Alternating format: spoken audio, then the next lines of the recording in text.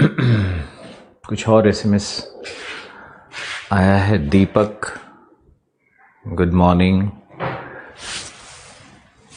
Sarvesh,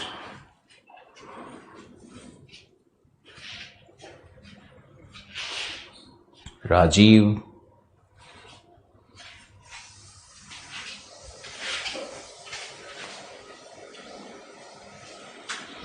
Chaudhary, okay, thank you all of you. अभी और आ रहा है, रुको एक बार और देख ही लेते हैं कि क्या है। विकास, good morning. Sharma ji,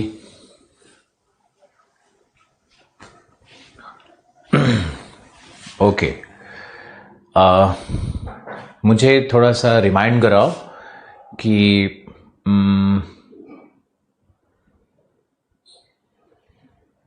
topic कहाँ चल रहा था। हम लोगों ने geographical conditions for the growth of coral reef ये लिखा था ना शायद, ओके। और अब एक टॉपिक इसी में है, टाइप्स एंड स्ट्रक्चर।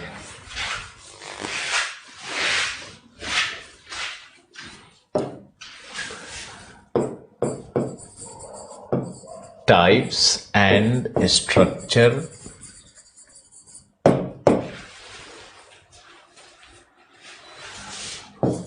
ऑफ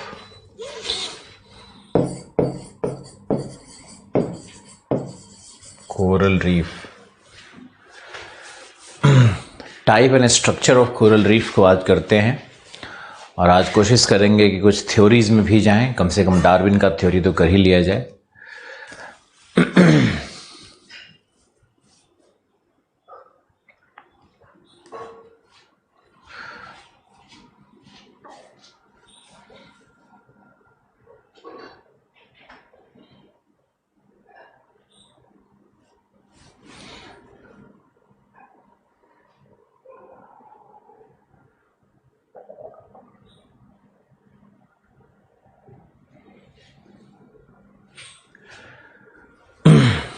इसका वर्गीकरण है वो आपको पहले हम समझाते हैं।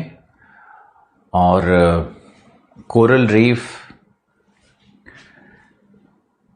का वर्गीकरण एक डार्विन का है, लेकिन अभी जो मॉडर्न ऑथर्स हैं, जो मॉडर्न साइंटिस्ट हैं, उन्होंने कोरल रीफ का जो 3 वर्गीकरण था उसमें और भी कई एडिशंस किए हैं, उसके स्ट्रक्चर और उसके टाइप के आधार पर। तो अब 5 वर्ग में कोरल रीफ को डिवाइड करेंगे। हालांकि डार्विन की थ्योरी में ये 3 वर्ग ही होगा, ओके। तो टाइप्स एंड स्ट्रक्चर में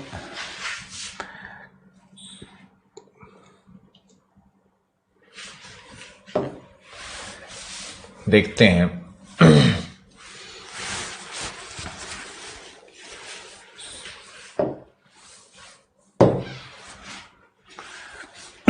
types and structure of coral reef का मतलब है कि प्रवाल वित्ती, प्रवालों का वर्गीकरण नहीं, प्रवाल वित्तियों का वर्गीकरण। और कोरल रीफ का अर्थ क्या है? रीफ का मतलब है वॉल लाइक फॉर्मेशन और ए माउंड, एक टीला, एक भित्ति।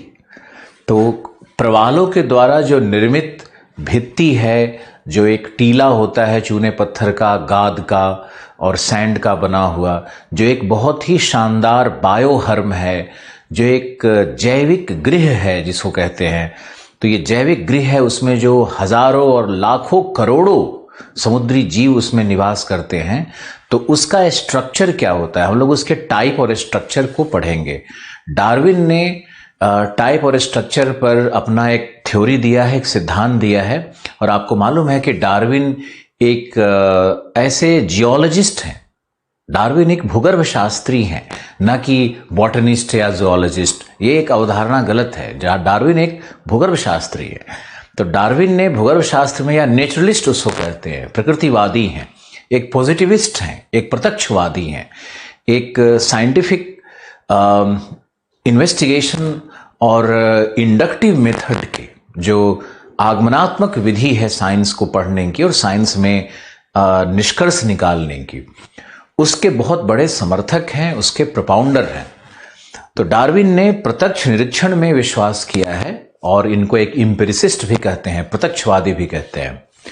तो डार्विन के विषय में दो बातें आपको जरूर जाननी चाहिए कि डार्विन एक ऐसे व्यक्ति हैं जिन्होंने कांट के बाद, इमैनुअल कांट के बाद साइंस और रिलीजन को बिल्कुल अलग कर दिया और इन्होंने रिलीजन पे बहुत ही भयानक प्रहार भी किया है और गॉड के थ्योरी को बिल्कुल शैटर कर दिया एक समय के बाद। और गॉड के सिद्धांत में था कि गॉड क्रिएटेड ह्यूमंस, लेकिन इनके थ्योरी आने के बाद ये स्पष्ट हो गया कि it was humans who created God. जो मानव थे उन्होंने गॉड की संकल्पना को दिया है, न कि गॉड ने मानव को बनाया है। तो अब प्रश्न है कि मानव कैसे बना? तो इन्होंने वो सीक्वेंशियल इवोल्यूशन, इन्होंने वो जो अनुक्रमित विकास का सिद्धांत दिया, जिसमें उन्होंने the survival of the fittest की जो संकल्पना है, हालांकि ये संकल्पना स्पेंसर की है लेकिन इसका प्रयोग डार्विन में मिलता है कि जो फिट है वो सरवाइव करेगा। फिट का मतलब ये नहीं कि ताकतवर, जो उस पर्यावरणीय दशा में जो फिट है, अनुकूल है, जो उस पर्यावरणीय दशा के अनुकूल है। हो सकता है वो कमजोर जीव हो तुम्हारे हिसाब से, लेकिन वो सरवाइव करेगा। जैसे मान लो कि न्यूक्लियर वॉर होता है तो उसमें जिसको आप कॉकरोच कहते हो, तिलचट्टा कहते हो, तो ये सरवाइव करेगा न्यूक्लियर रेडिएशन से, लेकिन ह्यूमन सरवाइव नहीं करेंगे। इसका मतलब ये नहीं है कि जो तिलचट्टा है, जो कॉकरोच है, वो ज्यादा ताकतवर है, बिल्कुल नहीं। तो सर्वाइवल ऑफ द फिटेस्ट के कॉन्सेप्ट में जो फिटेस्ट का मतलब यहां पर है कि उस पर्यावरण, दिए गए पर्यावरण में जो सबसे ज्यादा अनुकूलित है ना, जिसका एडेप्टेशन सबसे ज्यादा, एडेप्टिव रेडिएशन जिसका सबसे हाई होगा, वही जीव सरवाइव करता है।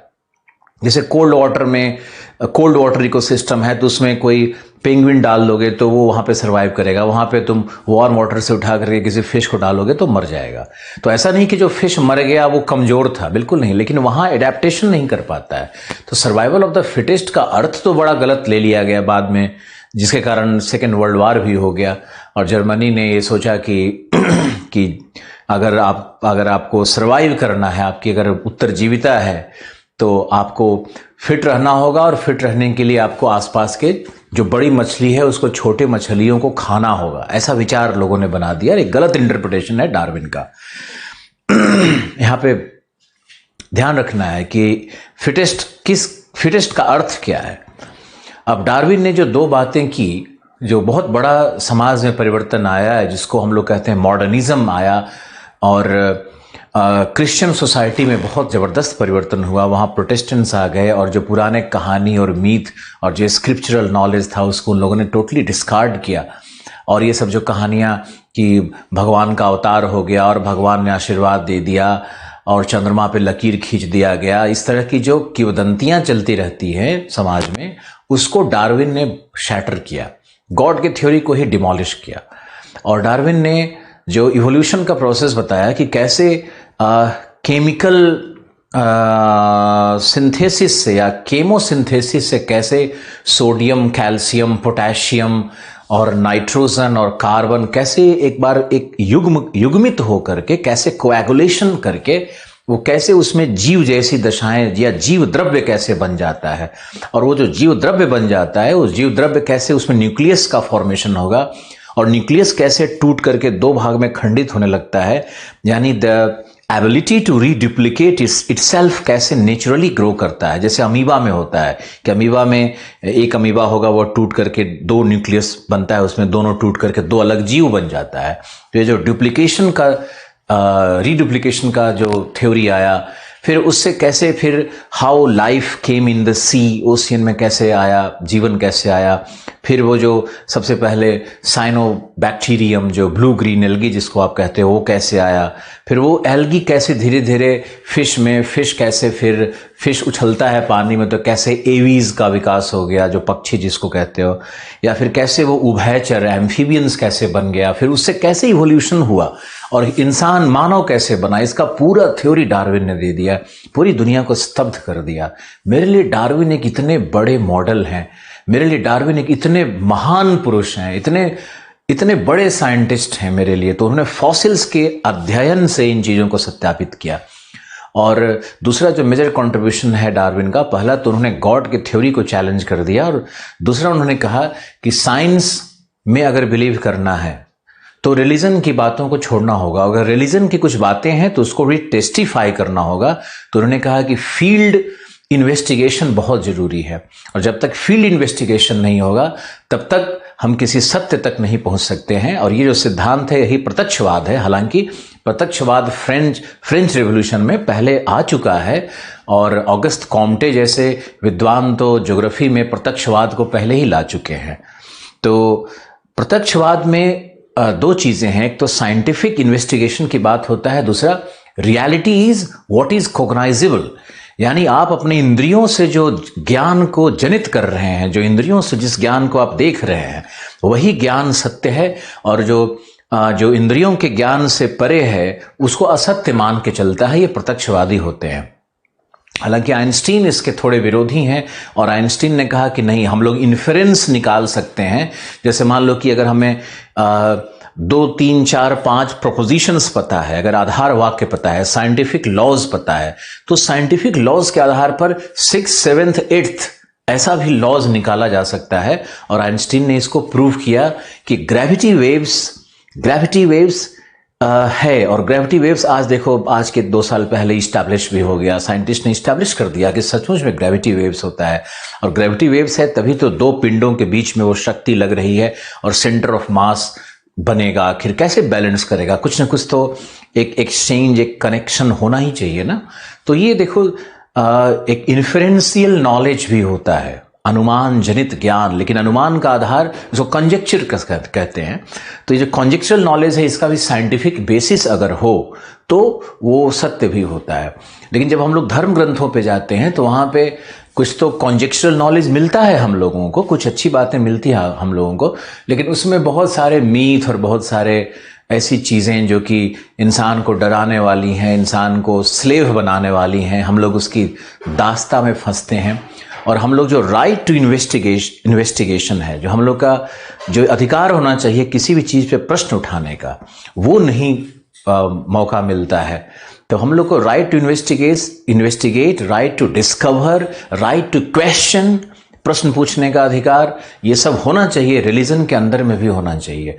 ऐसा नहीं कि जो टेनेट्स लिख करके कोई चले गए तो हम लोग अंधे की तरह उसका पालन करेंगे जिंदगी भर, और हमारे सारे जनरेशन्स वही फॉलो करेंगे। ऐसा नहीं हो सकता है। ये अंधवाद है। जो यूरोप में अंधवाद आया था उसमें क्रिश्चियन ऑब्सक्यूरेंटिज्म का एक फेज आया था, जिसमें सारे जो भी बाइबल में लिखी गई बातें थी उसको ही फॉलो करने का प्रयास किया गया। तो ये एक अंधवाद है, और हम लोग इस अंधवाद से बचें। तो डार्विन एक बहुत बड़ा नायक है जो कि मानव जाति को अंधवाद से बचाता है, या रिलीजियस ऑब्सक्यूरेंटिज्म से लिबरेट करता है हमारे समाज को, हमारे विशेष करके यूरोप को उसने लिबरेट कर दिया। तो आज देखो यूरोप कहाँ से कहाँ पहुँच गया। और मैं एक लाइन और आपको बता दूं कि आइंस्टीन भी मरने के पहले यही लिख करके गए हैं, देयर इज नो गॉड। तो मेरा ये मानना है कि अगर आइंस्टीन हैं, अगर वो इतनी सारी बातें सही कह गए, डार्विन इतना प्रूव्ड थ्योरी है, तो हम किसी पंडित, किसी मुल्ला, किसी काजी, किसी कोई पादरी, इन लोगों के चक्कर में समाज जो पड़ता है और इनके अंधविश्वास को मानता है, वो कितना अनुचित है। और आप देखो अभी एक धारावाहिक भी आया हुआ है, और हमारे देश में तो सारे नहीं, लेकिन जो साधु और सब तंत्र चलता है वहाँ पे रेप का अड्डा है, और अंधविश्वास में लोग पता नहीं क्या क्या कर लेते हैं और क्या हो रहा है। तो बहुत ज़रूरी है हम लोगों को लिबरेट होने की। और जो IAS के हमारे विद्यार्थी हैं, जो अधिकारी बनना चाहते हैं, उनको तो इन बातों का विशेष ध्यान रखना चाहिए कि आपको जाति, धर्म और ये जो प्रांत का कॉन्शसनेस है उससे आपको बहुत ऊपर उठना होगा। और आपको एक जो सर्वजन सुखाय सर्वजन हिताय की जो हमारी भावना है उपनिषदों की, आपको उपनिषद में जाना ही होगा। बिना उपनिषद में गए, बिना उसके मंत्र को समझे कभी भी जीवन सही नहीं हो सकता है। बर्नार्ड शॉ जैसे, आइंस्टीन जैसे लोगों ने उपनिषद को कितना महान कहा है, वॉइस ऑफ ह्यूमैनिटी कहा है। और उपनिषद उस समय लिखे गए हैं जब उस समय कोई धर्म नहीं था, तो ये कोई धार्मिक ग्रंथ नहीं है, इसको वॉइस ऑफ ह्यूमैनिटी कह सकते हो। मदर नेचर में जो इंसान पल रहा है, जो मानव पल रहा है, उसकी आत्मा की आवाज़ है, उसका ये कॉन्जेक्चुरल नॉलेज है, उसका अध्यात्म है ये। तो ये तो हर धर्म के लोगों को उपनिषद पढ़ना चाहिए और उसके विषय में जानना चाहिए कि आखिर वो क्या लिखता है, क्या कहता है। तो डार्विन को आज एक सैल्यूट देने का मेरा मन कर रहा था और मैंने डार्विन साहब को बहुत बहुत अभिवादन, साथ में आइंस्टीन जैसे लोगों को अभिवादन। इन्होंने मानव को लिबरेट कर दिया है उस अंधविश्वास के काल में, आकाल से। और बहुत बहुत हार्दिक हृदय से मेरी आवाज़ उठती है कि ये यूरोपीय लोग नहीं होते, लोग इनको एक उपनिवेशवादी के रूप में तो देखते हैं, लेकिन उन्होंने बहुत कुछ दिया है। बहुत जितने भी डेमोक्रेसी के थ्योरी आए हैं, जितने भी लिबर्टी के थ्योरी आए हैं, फ्रीडम ऑफ स्पीच के थ्योरी आए हैं, ये सब फ्रेंच रिवोल्यूशन या यूरोपियन रिवोल्यूशन से निकल करके आ रहे हैं। तो ये सब कुछ देन है उनका, डेमोक्रेसी उनका देन है, बहुत बड़ा। डेमोक्रेसी एक पावर होता है कॉमन मैन के लिए। Don't underestimate the power of the common man, जो डायलॉग। खैर, तो बस मुझे विश्वास है कि आप हमारी इन बातों को समझने का कोशिश करोगे और इसका अनुपालन भी करोगे। ये हमारी प्रार्थना होगी स्टूडेंट कम्युनिटी से। चलो अब हम आते हैं और एक डिस्कशन लेना है हम लोगों को आज types and structure of coral reef के ऊपर में। तो टाइप्स एंड स्ट्रक्चर में आते हैं कोरल रीफ के, और इसमें सबसे पहला होता है पैच रीफ। पैच रीफ यानी पैबंद रीफ। अच्छा, पहला है पैच रीफ।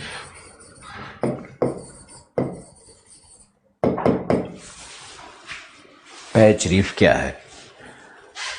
तो पैच रीफ को समझने के लिए एक एग्जाम्पल लेते हैं कि ये हमारा तट रेखा है, ये हमारी तट रेखा है और ये ओशियन है। ये जो पार्ट है ना डॉटेड वाला, इसको हमने मान लिया ये सी है या ओशियन है, ओशियन का भाग है। तो यहां पर तट से संलग्न, यदि भौगोलिक दशाएं अनुकूल होगी तो यहां तट से संलग्न कोरल रीफ का इस तरह से पैबंद के रूप में, पैचेस के रूप में इसका विकास होता है ना। ये प्रथम प्रवाल है, ये इनिशियल रीफ फॉर्मेशन यही होता है कि बिल्कुल तट रेखा से संलग्न लो वाटर टाइड के नीचे, अगर इसका आप क्रॉस सेक्शनल देखना चाहोगे तो क्रॉस सेक्शनल कुछ ये ऐसा बनेगा। ये लो वाटर टाइड मैंने लिया, यहाँ पे सी लेवल नहीं लेना है, लो वाटर टाइड लिया करो। तो एकदम बिल्कुल संलग्न यहाँ पर जो ये फॉर्मेशन बन रहा है, ये जो फॉर्मेशन है यही पैच रीफ है। इसी को पैच रीफ कह रहे हैं। ये हमारा है पैच रीफ जो बिल्कुल तट से संलग्न है। अब पैच रीफ कैसे निर्माण हुआ, किस आकृति का दिखेगा, कैसा होगा, तो एक थोड़ा सा अपना इमेजिनेटिव पावर को ग्रो करोगे तो आप देखोगे कि जहाँ पे मान लो हम लोग नया कुआं खोदते हैं तो वहाँ पे पत्थर रखा रहता है, उसमें मॉस एंड लाइकेंस स्वतः आता है कि नहीं, है ना। उसको भगवान तो क्रिएट करने नहीं आते हैं, लेकिन वहाँ जब जैव रासायनिक दशाएं उस तरह की होंगी तो वहाँ पे जीवों की उत्पत्ति की दशाएं बनती है। जैसे मान लो तुम आटा गूंथ करके रख देते हो तो वो सड़ने लगेगा, और सड़ने में वो देखोगे उसमें पता नहीं कहाँ से कीड़े आ जाते हैं। तुम देखो बेसन रखते हो, उसको टाइट बंद करो, फिर भी उसमें कीड़े आ जाते हैं। तो एरोबिक और एनारोबिक क्रियाएं जो हो रही हैं, फोटोसिंथेसिस और केमोसिंथेसिस की जो क्रियाएं हो रही हैं, जो रासायनिक क्रियाएं हो रही हैं, जो सूर्य के रश्मियों के द्वारा जो एनर्जी आ रहा है, उस एनर्जी का मिनरल्स के साथ और वाटर के प्रेजेंस में जो क्रियाएं हो रही हैं, उसके कारण जीवों की उत्पत्ति संभव है। कई लोग हमसे प्रश्न पूछते हैं कि सर वहां पे अचानक पैच रीफ कहां से आ गया। तो उसका एक ही उत्तर हो सकता है ना, डार्विन को ही फॉलो करना है कि जहां पर भौगोलिक दशाएं, वो जैविक दशाएं या जैव रासायनिक दशाएं या हाइड्रो बायो कंडीशंस, जहां पर केमिकल कंडीशंस जहां पर उस तरह का बनेगा, वहां पर वो जीव उत्पन्न हो जाता है। तो ये कोरल्स भी एक तरह का वो मॉस एंड लाइकेंस जैसा ही फॉर्मेशन है ना। उसमें पॉलिप्स आएगा, पहले मॉस एंड लाइकेंस ही आता है, फिर उसमें एल्गी का देखोगे बहुत सारा एक्युमुलेशन होने लगेगा, फिर उसके बाद देखोगे कि ये जीव धीरे धीरे करके वहां पर प्रकट हो जाता है। और ये जब प्रकट होने लगेगा तो ये अपने आप को एक जीव, दूसरा जीव, तीसरा जीव, वहां पे जो कॉलोनी बनाने लगता है, जो मैंने कल के क्लास में आपको समझाया था, पारिस्थितिक तंत्र के रूप में कोरल रीफ को हम पढ़ा चुके हैं। उसमें कौन से जीव होंगे, कैसे होंगे, सब पढ़ाया जा चुका है। तो ये कोरल पॉलिप्स कैसे अपने चारों तरफ कॉन्क का एक कवर का निर्माण करता है, और कैसे वो कॉलोनी जो उसका बसेगा, और कैसे एक कॉलोनी के ऊपर दूसरा कॉलोनी कैसे आ जाता है, ये आप समझ चुके हो। तो अब आप देखो कि हमारा पैच रीफ आ जाएगा, ये तट से बिल्कुल संलग्न होगा। अब जैसा कि मैंने कल आपको समझाया था कि ये जो रीफ होगा, इसका विकास कभी भी लैंड की ओर नहीं हो सकता है। इसलिए नहीं हो सकता है क्योंकि लैंड की ओर न्यूट्रिएंट्स भी नहीं मिलेंगे, और ज़्यादा न्यूट्रिएंट्स भी नहीं मिलेंगे, और जो कोरल का पानी के ऊपर अगर ये सी लेवल के ऊपर या लो वाटर टाइड के ऊपर अगर इसका कोई भी पार्ट आता है या इवॉल्व करता है, विकसित होता है, तो ये कभी सरवाइव नहीं कर पाएगा, क्योंकि सब एरियल प्रोसेसेस के द्वारा, जो वायवीय क्रियाएं हैं उसके द्वारा इसका विनाश हो जाता है। तो ये पानी के अंदर ही रहेगा। तो इसको पानी कहाँ मिल रहा है? इसको पानी मिल रहा है समुद्र की तरफ, तो ये जल की ओर ही विकास करेगा। दूसरा कारण है कि जो तरंगें आती है, समुद्री तरंगें आती हैं, वो न्यूट्रिएंट्स भी लाती हैं और जल का ऑक्सीजनीकरण भी करती हैं। जो तरंगे ऊपर हवा में उठेंगी वो कैप्चर करेंगी एटमॉस्फेरिक ऑक्सीजन को, फिर उसको छोटे छोटे माइक्रोस्कोपिक बबल्स के रूप में अंदर डाल देती हैं। तो उसी बबल्स को खाता है सब फिश या जो भी जीव है, एक्वेटिक लाइफ जो वहां पर है, उसी पे सर्वाइव करता है। तो ये oxygenation of water and nutrients जो वेव ला रहे हैं, और जो वेव जो न्यूट्रिएंट्स को लैंड से भी ले आते हैं ना ऊपर से, जैसे ये स्वाश है तो ये बैकवॉश करंट आ रहा है, तो बैकवॉश करंट से लैंड का भी न्यूट्रिएंट आ रहा है और समुद्र से भी न्यूट्रिएंट आ रहा है। तो ये जो जोन बनता है ना समुद्र की ओर, ये जो जोन है ये बहुत ही न्यूट्रिएंट रिच है। तो अब ये प्रवाल इस दिशा में विकास करना शुरू करेगा। अब जब इधर विकास करना शुरू करेगा तो क्या होगा कि देखो इसी को हम नेक्स्ट डायग्राम में दिखाते हैं कि पैच रीफ विकसित होकर के फ्रिंजिंग रीफ कैसे बनेगा। ये फ्रिंजिंग रीफ का मतलब है तटीय प्रवाल। तो ये तटीय प्रवाल कैसे बनेगा? पहला था हमारा पैबंद प्रवाल। पैबंद प्रवाल, ये तटीय प्रवाल कैसे बनेगा? तो फ्रिंजिंग रीफ है। अब फ्रिंजिंग रीफ में कैसे इसका निर्माण होगा उसको देखो। तो ये जो पैबंद प्रवाल जो है ये समुद्र की ओर इस तरह से विकसित होता चला जाएगा, इसकी आकृति बढ़ती चली जाएगी। और ये देखो, ये जो यहां था इसी में मॉडिफिकेशन करके दिखाते हैं, ये लगातार इस तरह से इसकी आकृति इधर बढ़ती चली जाएगी, सीवर्ड ग्रोथ इसका होता चला जाएगा। तो अब क्या होगा कि ये जैसे ही सीवर्ड ग्रोथ करेगा तो बीच में जो ये प्रवाल है, जो पैबंद प्रवाल जहां पहले बना था, वो प्रवाल मृत हो जाएगा। वो ओल्डर जनरेशन का प्रवाल है, और ओल्डर जनरेशन के प्रवाल पर जब ये सी वेव्स आकर के अटैक करेंगी, आक्रमण करेंगी, अतिक्रमण करेंगी, तो ये older generation of coral reef में जीव तो है नहीं, तो उसका सिर्फ कॉन्क शेल्स रह गया है, उसका जो लाइमस्टोन का जो कवर था वो सिर्फ रह गया है, कवच रह गया है। तो ये कवच कैल्शियम कार्बोनेट का है, उसको डिसॉल्व कर देगा, और जब इसको डिसॉल्व कर देगा तो वहां पर एक जलाशय, एक लैगून या एक बोट चैनल जिसको हम लोग कहते हैं, तो उसका निर्माण हो जाएगा। यानी यहां पर अगर हम चाहें तो आपको इसको देखो ऐसे दिखाते हैं कि ये जो भाग है यहां पर एक प्रकार का बोट चैनल बनता है, कैसे बनेगा वो देखो। तो ये प्रवाल, इधर तो बोर्ड चैनल बन गया, इधर तो प्रवाल का विनाश हो गया। इसका कैल्शियम कार्बोनेट का घोलन क्रिया से कैल्शियम कार्बोनेट तरंगों के द्वारा घुल गया, लेकिन ये ऊपर आगे की तरफ ये प्रवाल का भाग इस तरह से बनता चला जाएगा। अब देखो, जो पहले पैच रीफ था वही फ्रिंजिंग रीफ बन गया है, इसी को हम लोग फ्रिंजिंग रीफ कहते हैं। अब ये जो बीच में जो ये लैगून बन रहा है, लैगून क्या होता है? लैगून होता है समुद्र तट से सटा हुआ एक अर्ध झील, पूर्ण झील नहीं होता है, और उसमें स्ट्रीम चैनल के द्वारा समुद्र का जल कनेक्टेड भी होता है, और समुद्र का जल अंदर भी आएगा और समुद्र का जल बाहर भी निकलता है वहां से, उसको स्ट्रीम चैनल्स कहते हैं। और ये लैगून होता है, ये लैगून एक्चुअली अभी पूरी तरह से डेवलप नहीं हुआ है, और ये बहुत ही संकीर्ण है, और ये इलोंगेटेड है, नैरो है, इलोंगेटेड है, इसकी लंबाई ज़्यादा है, चौड़ाई नहीं है, बिल्कुल शैलो है।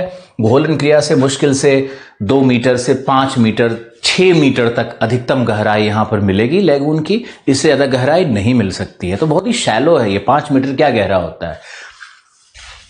अब इसमें देखो तो ये स्विमिंग पूल की तरह एक है, और यहाँ पर बड़े जहाज तो चल नहीं सकते हैं, यहाँ पर छोटे ही नाव या बोट चल सकता है, इसलिए इसको हम लोग बोट चैनल भी कहते हैं। तो ये हमारा बोट चैनल है, ओके। और ये जो बोट चैनल है, जो कि लैगून के फॉर्मेशन का इनिशियल स्टेज है, प्रारंभिक दशा है, इससे ये जल बाहर की ओर, समुद्र की ओर वेव आके हिट करेगा तो ये जल बाहर की ओर निकलते रहता है, निरंतर जल। इसी को हम लोग कहते हैं स्ट्रीम चैनल। ये हमारा स्ट्रीम चैनल बन जाता है। तो बोट चैनल क्या है, स्ट्रीम चैनल क्या है, इसको आप समझो। बोट चैनल है संकीर्ण, शैलो और इलोंगेटेड लैगून का इनिशियल स्टेज, अभी पूर्ण लैगून नहीं बना है ये, हालांकि इसको लोग लैगून कहते हैं, लेकिन एक्चुअली ये बोट चैनल है।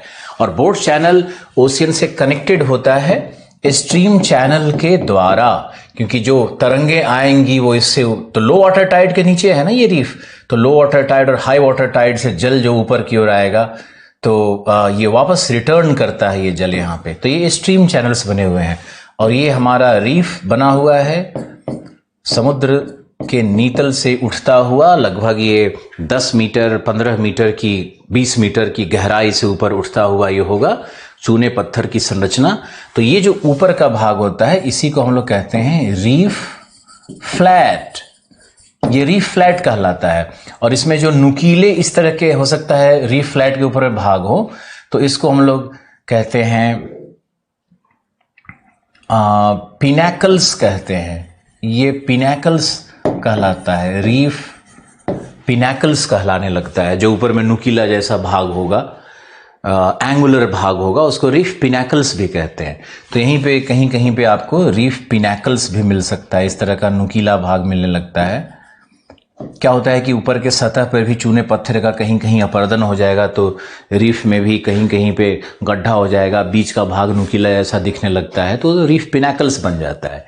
तो ये है हमारा रीफ फ्लैट और रीफ पिनैकल्स, और ये स्ट्रीम चैनल और बोट चैनल, और ये जो संरचना बन करके उभर रही है इसको फ्रिंजिंग रीफ कहते हैं, क्योंकि ये तट से संलग्न है और तट से सिर्फ बोट चैनल्स के द्वारा ये सेपरेट हो रहा है, इसलिए इसको हम लोग कहते हैं फ्रिंजिंग रीफ। तो ये हमारा फ्रिंजिंग रीफ है। पैच रीफ ही विकसित होकर के फ्रिंजिंग रीफ बनता है। डार्विन के थ्योरी में भी आपको ऐसा ही कुछ मिलने वाला है ना, कि ये सिक्वेंशियल इवोल्यूशन का प्रोसेस है। पहले पैच रीफ बना, फिर वो डेवलप होकर के फ्रिंजिंग रीफ बन जाता है। अब फ्रिंजिंग रीफ को एक दिखाते हैं दूसरे डायग्राम में। ये डायग्राम आप चाहो तो इसको दोनों को बना लो, बनाना जरूरी है डायग्राम्स को। आपको इधर हम दिखाते हैं कि फ्रिंजिंग रीफ कैसा दिखेगा, क्रॉस सेक्शन में कैसा दिखेगा। तो क्रॉस सेक्शन में आपको दिखा रहे हैं, ये देखो, ये है हमारा नीतल, ये है हमारा लो वाटर टाइड LWT, निम्न ज्वार तल, और ये हमारा है, मान लो कि ये इस तरह से रीफ का फॉर्मेशन हुआ। लेकिन जो समुद्री धाराएं समुद्री तरंगे हैं वो अपर्दन करती हैं और इस भाग में रीफ मर गया है, यहाँ पे डेड रीफ है, तो यहीं पर ये बोट चैनल बनता है, तट से संलग्न बोट चैनल बनेगा। और इस भाग में तो कोरल का ग्रोथ हो रहा है, इधर तो लगातार ये जीवित प्रवाल का क्षेत्र है। तो ये जो जीवित प्रवाल का क्षेत्र है, इसका ऊपरी भाग, ये जो भाग है, यही कहलाता है reef crest.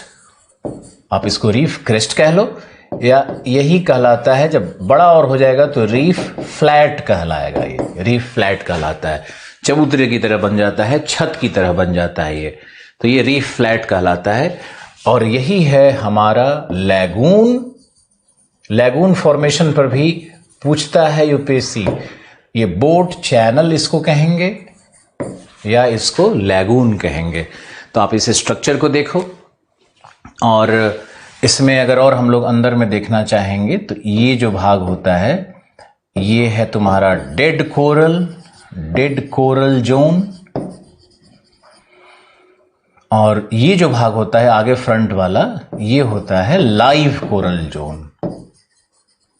Live coral zone कुछ इस तरह से होगा, ये थोड़ा ढाल जैसा दिखेगा, तो ये लाइव कोरल जोन है।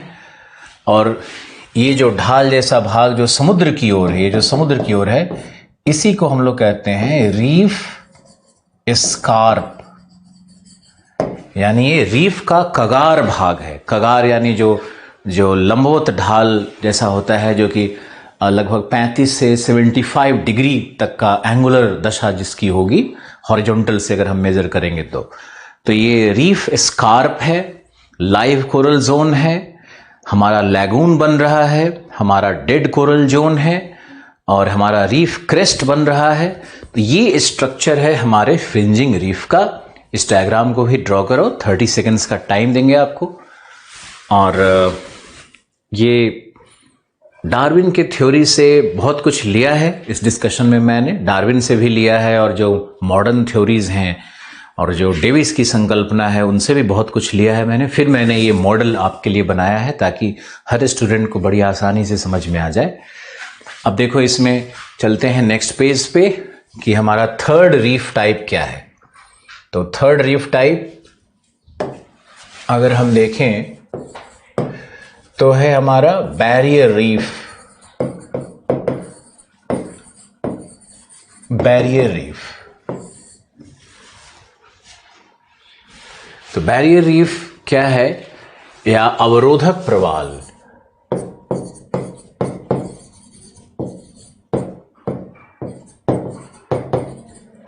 अवरोधक प्रवाल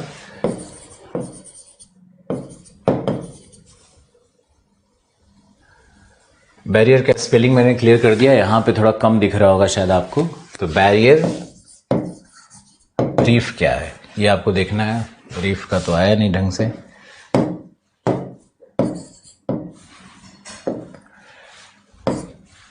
बैरियर रीफ है, अवरोधक प्रवाल है। अब देखो, अवरोधक प्रवाल को समझाते हैं। तो सबसे पहले आप देखो, पहले स्टेज में क्या था, ये था हमारा patch reef. Stage 1 patch reef. यही पैच रीफ आगे जाकर के इस तरह से बड़ा बनते चला गया, बड़ा बनते चला गया, और ये जो इधर का प्रवाल था ये लैगून बन गया। ये भाग लैगून बन जाएगा, ये भाग हमारा लैगून बन जाएगा। यहाँ पे पुराने प्रवाल मृत हो जाएंगे और समुद्री लहरों के द्वारा, तरंगों के द्वारा यहाँ पर डिसॉल्व करेगा कैल्शियम कार्बोनेट को। तो ये हमारा बन जाता है, और अंत में जो हमारा दूसरा स्टेज आएगा वो इस तरह से आ जाता है, और इसी को हम लोग कह रहे थे fringing reef. This is stage 1, this is stage 2। ये हमारा था बोट चैनल, ये हमारा क्या है, स्ट्रीम चैनल। ओके, तो ये 2 स्टेज था। अब तीसरे स्टेज में चलते हैं। तो तीसरे स्टेज में क्या होगा कि ये जो प्रवाल है इसका फिर हम लोग समुद्र की ओर ग्रोथ करते रहेंगे। तो समुद्र की ओर जब ग्रोथ करते रहेंगे तो इसके पीछे जो लैगून है ये तो इधर शिफ्ट कर रहा है, ये तो इधर शिफ्ट कर रहा है लगातार, ये तो इधर शिफ्ट करता चला जाएगा, बल्कि और सब आपस में एक दूसरे से मिलता भी चला जाएगा आगे की ओर बढ़ेगा। तो ये फिर ये जो पुराना प्रवाल हो गया, ये डेड कोरल जोन बनता चला जाएगा, और यहां पर देखो फिर इस तरह से ये पूरा ये भाग मृत हो जाएगा और डिसॉल्व हो जाएगा कैल्शियम कार्बोनेट, और यहां पर विशाल लैगून बनेगा। और ये जो रीफ है ये समुद्र की ओर लगातार बढ़ता चला जा रहा है। तो अब ये चूंकि समुद्र की ओर यहां इस तरह से बढ़ता चला गया है, ये इस तरह से विशाल प्रवाल तंत्र बन गया है, तो अब ये समुद्र से आने वाले बड़े बड़े जहाजों को तट रेखा पर पहुंचने नहीं देगा। अब इसीलिए इसका नाम बैरियर रीफ रखा गया है, क्योंकि जहाजों को ये तट पर प्रवेश नहीं करने देता है, तो इसका नाम बैरियर रीफ रखेंगे। It is barrier to navigation, नौगम्यता के लिए अवरोधक हो जाता है।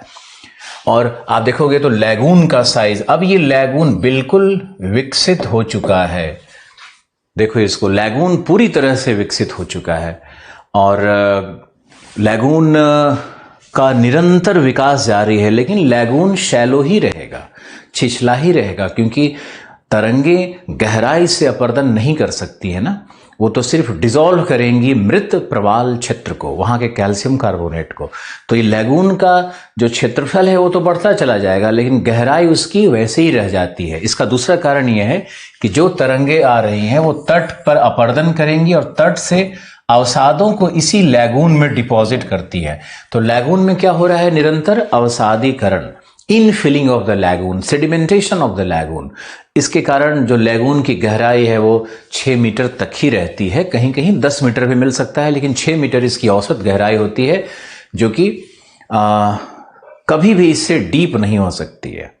तो ऑलवेज शैलो लैगून मिलेगा। ये लैगून शेल्टर्ड वाटर होता है, तो यहाँ पे फिशिंग का बहुत बहुत बड़ा बेल्ट होता है। और जो लैगून बना हुआ है, जैसे चिल्का लैगून का आप नाम सुने होंगे, वेम्बनाड है, ये जो लैगून्स बने हुए हैं ये कोरल रीफ के लैगून नहीं है।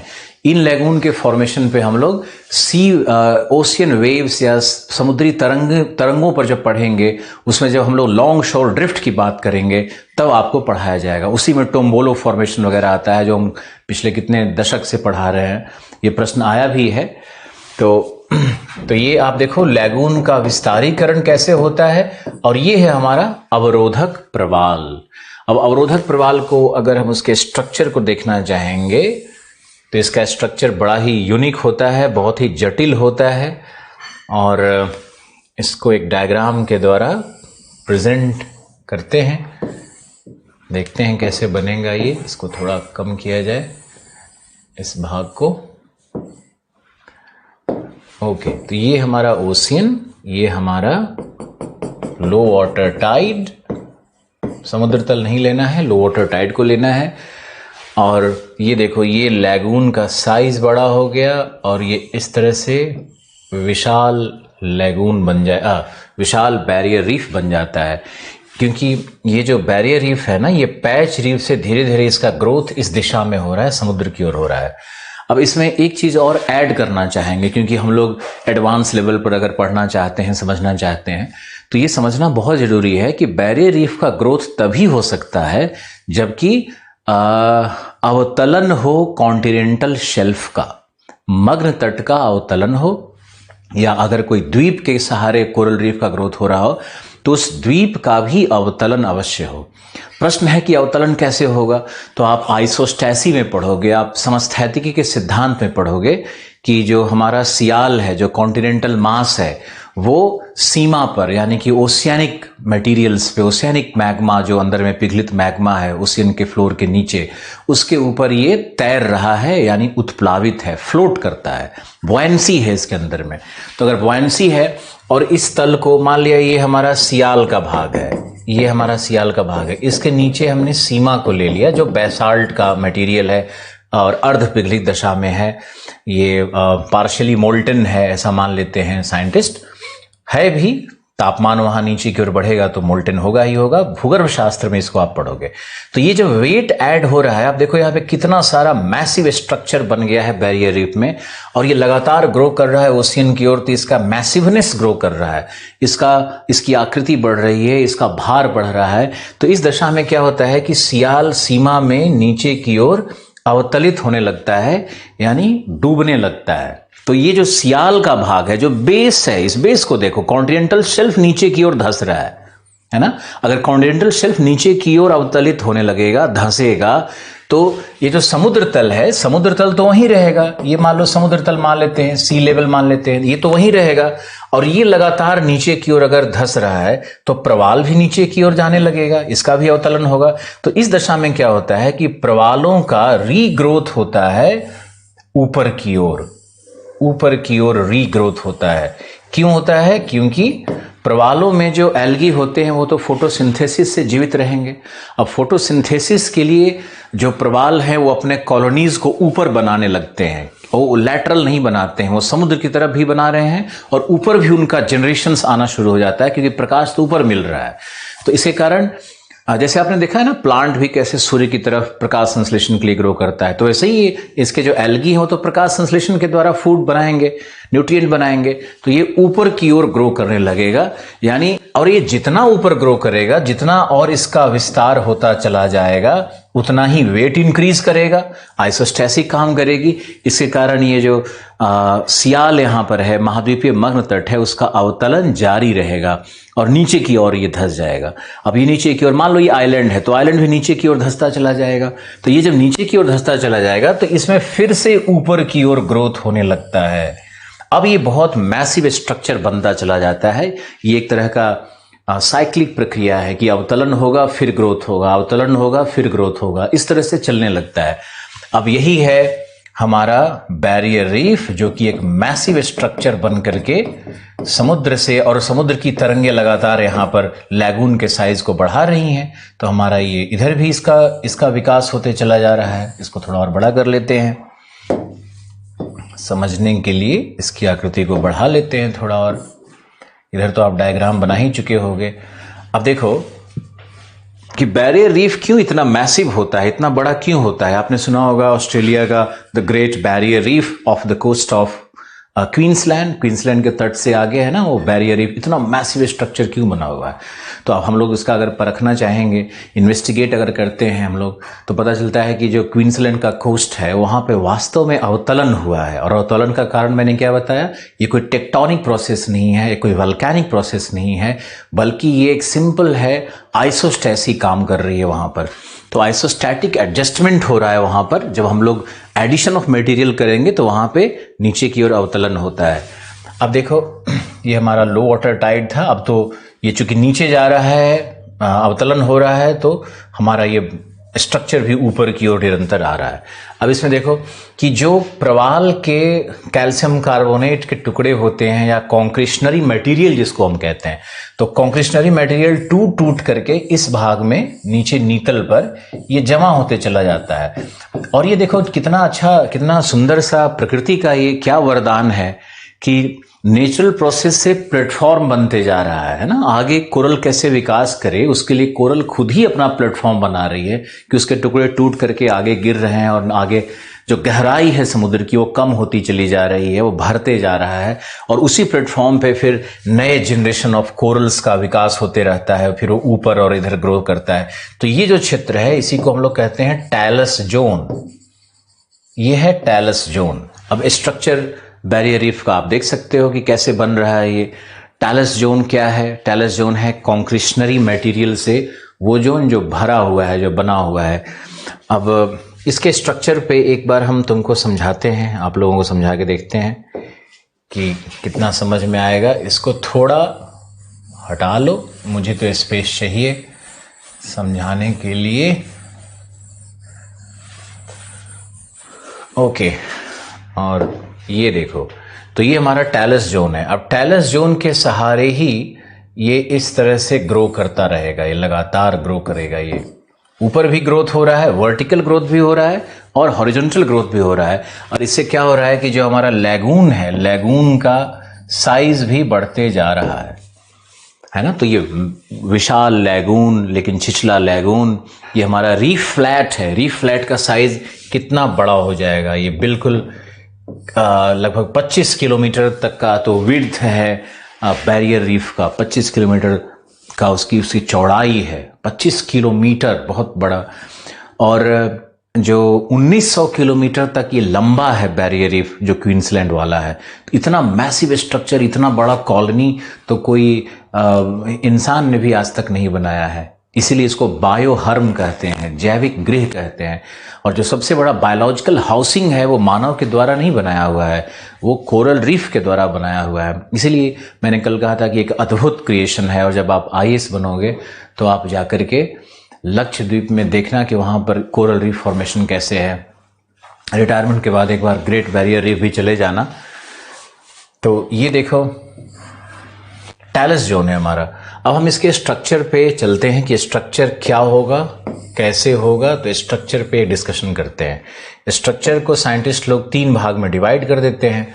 ये देखो हमने पहला भाग इधर डिवाइड कर दिया ए, ये है बी, दूसरा भाग हमने ले लिया बी और तीसरा है सी। 3 भाग है। तो पहला भाग है ए, ये है हमारा लैगून का भाग, यानी इसको हम लोग ये रीफ बैक है, ये रीफ बैक का भाग है। और बी हमारा है reef flat, reef flat L है, ये एल है। और सी हमारा तीसरा है रीफ फ्रंट, तीसरा है हमारा रीफ फ्रंट। तो reef back, reef flat, reef front, 3 इसमें सेक्शन किया जाता है। और इसमें आप देखोगे तो ये हमारा इसी में कहीं कहीं तुमको इस तरह की संरचना मिलेगी, इस तरह की संरचना मिलती है।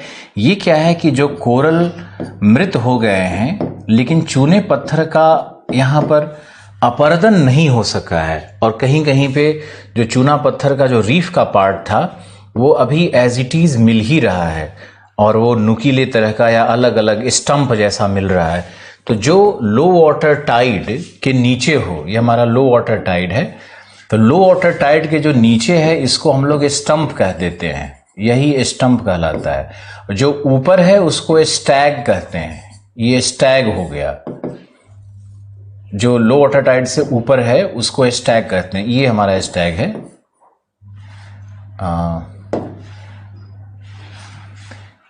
STAG, ये हमारा स्टैग है, यहाँ पे स्टैग है। और ये जो नुकीला सा निकला हुआ है ना, इसको हम लोग कोरल पिनैकल कहते हैं, जो हमने आपको बताया था, ये कोरल पिनैकल है। तो लैगून में इस तरह का स्ट्रक्चर मिलता है। लैगून में दोबारा क्या हो सकता है कि फिर से किनारे पे कोरल रीफ का एक और जनरेशन यहाँ पे आना शुरू हो जाता है। इसी को हम लोग पैच रीफ भी कहते हैं। तो ये पैच रीफ भी यहाँ पे ग्रो करने लगेगा। यानी लैगून में इस तरह की कई विशेषताएं प्राप्त होती है और ये रीफ स्ट्रक्चर के अंतर्गत आता है। इसका डिस्कशन करना पड़ेगा आपको। अभी थोड़ी देर में आपको हम सब डिटेल लिखवाने वाले हैं और कई सिद्धांतों में भी जाएंगे। तो सरलीकरण है, समझने की प्रक्रिया है। तो ये स्टैग, स्टंप, पैच रीफ, ये सब क्या है, पिनैकल क्या है, इसको समझो। अब ये तो हमारा रीफ फ्लैट था जो हमने आपको पढ़ाया। रीफ फ्लैट है हमारा, और रीफ फ्लैट है तो ये लो वाटर टाइड से नीचे ही रहता है।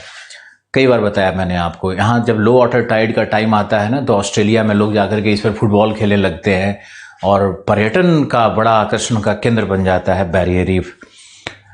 फिर इसमें अगर हम देखेंगे तो ऊपर वाले भाग में ये लाइव कोरल होता है, ऊपर में ही लाइव कोरल होगा प्रकाश संश्लेषण के लिए ऊपर, और नीचे का जो भाग होता है ये डेड कोरल होता है। तो ये डेड कोरल जोन होता है। इसमें मैंने आपको बताया ही है पहले कि ये भाग जो होगा वो इसको कहते हैं रीफ स्कार्प। ये रीफ स्कार्प का भाग है। जो ढाल है इसका एंगल लगभग 45 डिग्री आप मान लो, तो ये 45 डिग्री एंगल बनता है। यहाँ पे एक रफ एस्टिमेट है और कुछ नहीं है। तो आप देखो कि ये हमारे रीफ का स्ट्रक्चर है, बैरियर रीफ का स्ट्रक्चर है। इसको भी ड्रॉ करना है और आप फटाफट ड्रॉ करो 30 सेकेंड्स में, या फिर जब हम आपको आंसर राइटिंग अभी करवाएंगे तो उसमें दोबारा इसको दिखाएंगे और आप उसको ड्रॉ कर लेना। अभी हम एटॉल की संरचना को भी एक बार समझा देते हैं कि एटॉल की संरचना क्या होती है। तो हमारा सबसे पहला क्या था, पैच रीफ, दूसरा क्या था? दूसरा था हमारा फ्रिंजिंग रीफ, तीसरा हमारा था बैरियर रीफ, अब चौथा हमारा है एटॉल। एटॉल की संरचना में कई सिद्धांत हैं, जैसे डार्विन को अगर हम देखें तो, और एटॉल की संरचना पर अलग से प्रश्न भी पूछ सकता है, लैगून की संरचना पर प्रश्न पूछ सकता है, लैगून के फॉर्मेशन कैसे होते हैं इस पर भी प्रश्न पूछ सकता है। आपको हर तरह से तैयार रहना है, और अगर जब तक आप समझोगे नहीं इन चीज़ों को तब तक आप लिख नहीं पाओगे, है ना। और अच्छा रहता है कि आप अच्छे अपनी शब्दावली में इसको लिखो, लेकिन अपनी शब्दावली का मतलब ये नहीं है कि आप अपने गांव की भाषा में और हिंदुस्तानी भाषा में लिखना शुरू कर दो। जहां तक प्रश्न है लैगून का, ये लैंग्वेज नहीं चाहिए मुझे, साइंटिफिक लैंग्वेज होनी चाहिए जो आपको हम लिखवाएंगे थोड़ी देर में। तो ये डार्विन ने क्या कहा एटॉल के विषय में कि ये आइलैंड है, ये देखो आइलैंड है, और ये हमारा है लो वाटर टाइड।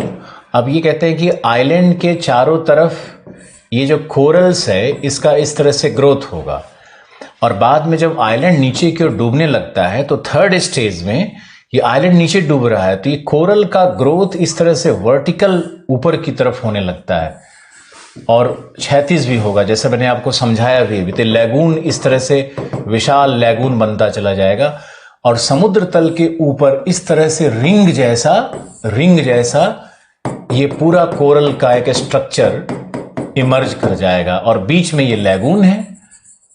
ये लैगून है तो जो रीफ सर्कुलर बन जाए, एनुलर बन जाए, वलयाकृतिक बन जाए, जैसे मान लो कि ये एक आइलैंड है और आइलैंड के चारों तरफ बना हुआ है फ्रिंजिंग रीफ। अब ये आइलैंड नीचे की ओर डूब रहा है तो फ्रिंजिंग रीफ ऊपर की ओर ग्रो करेगा, हॉरिजॉन्टली तो ग्रो करेगा ही, तो लैगून का साइज ही बढ़ता चला जाएगा, तो ये बन जाएगा बैरियर रीफ।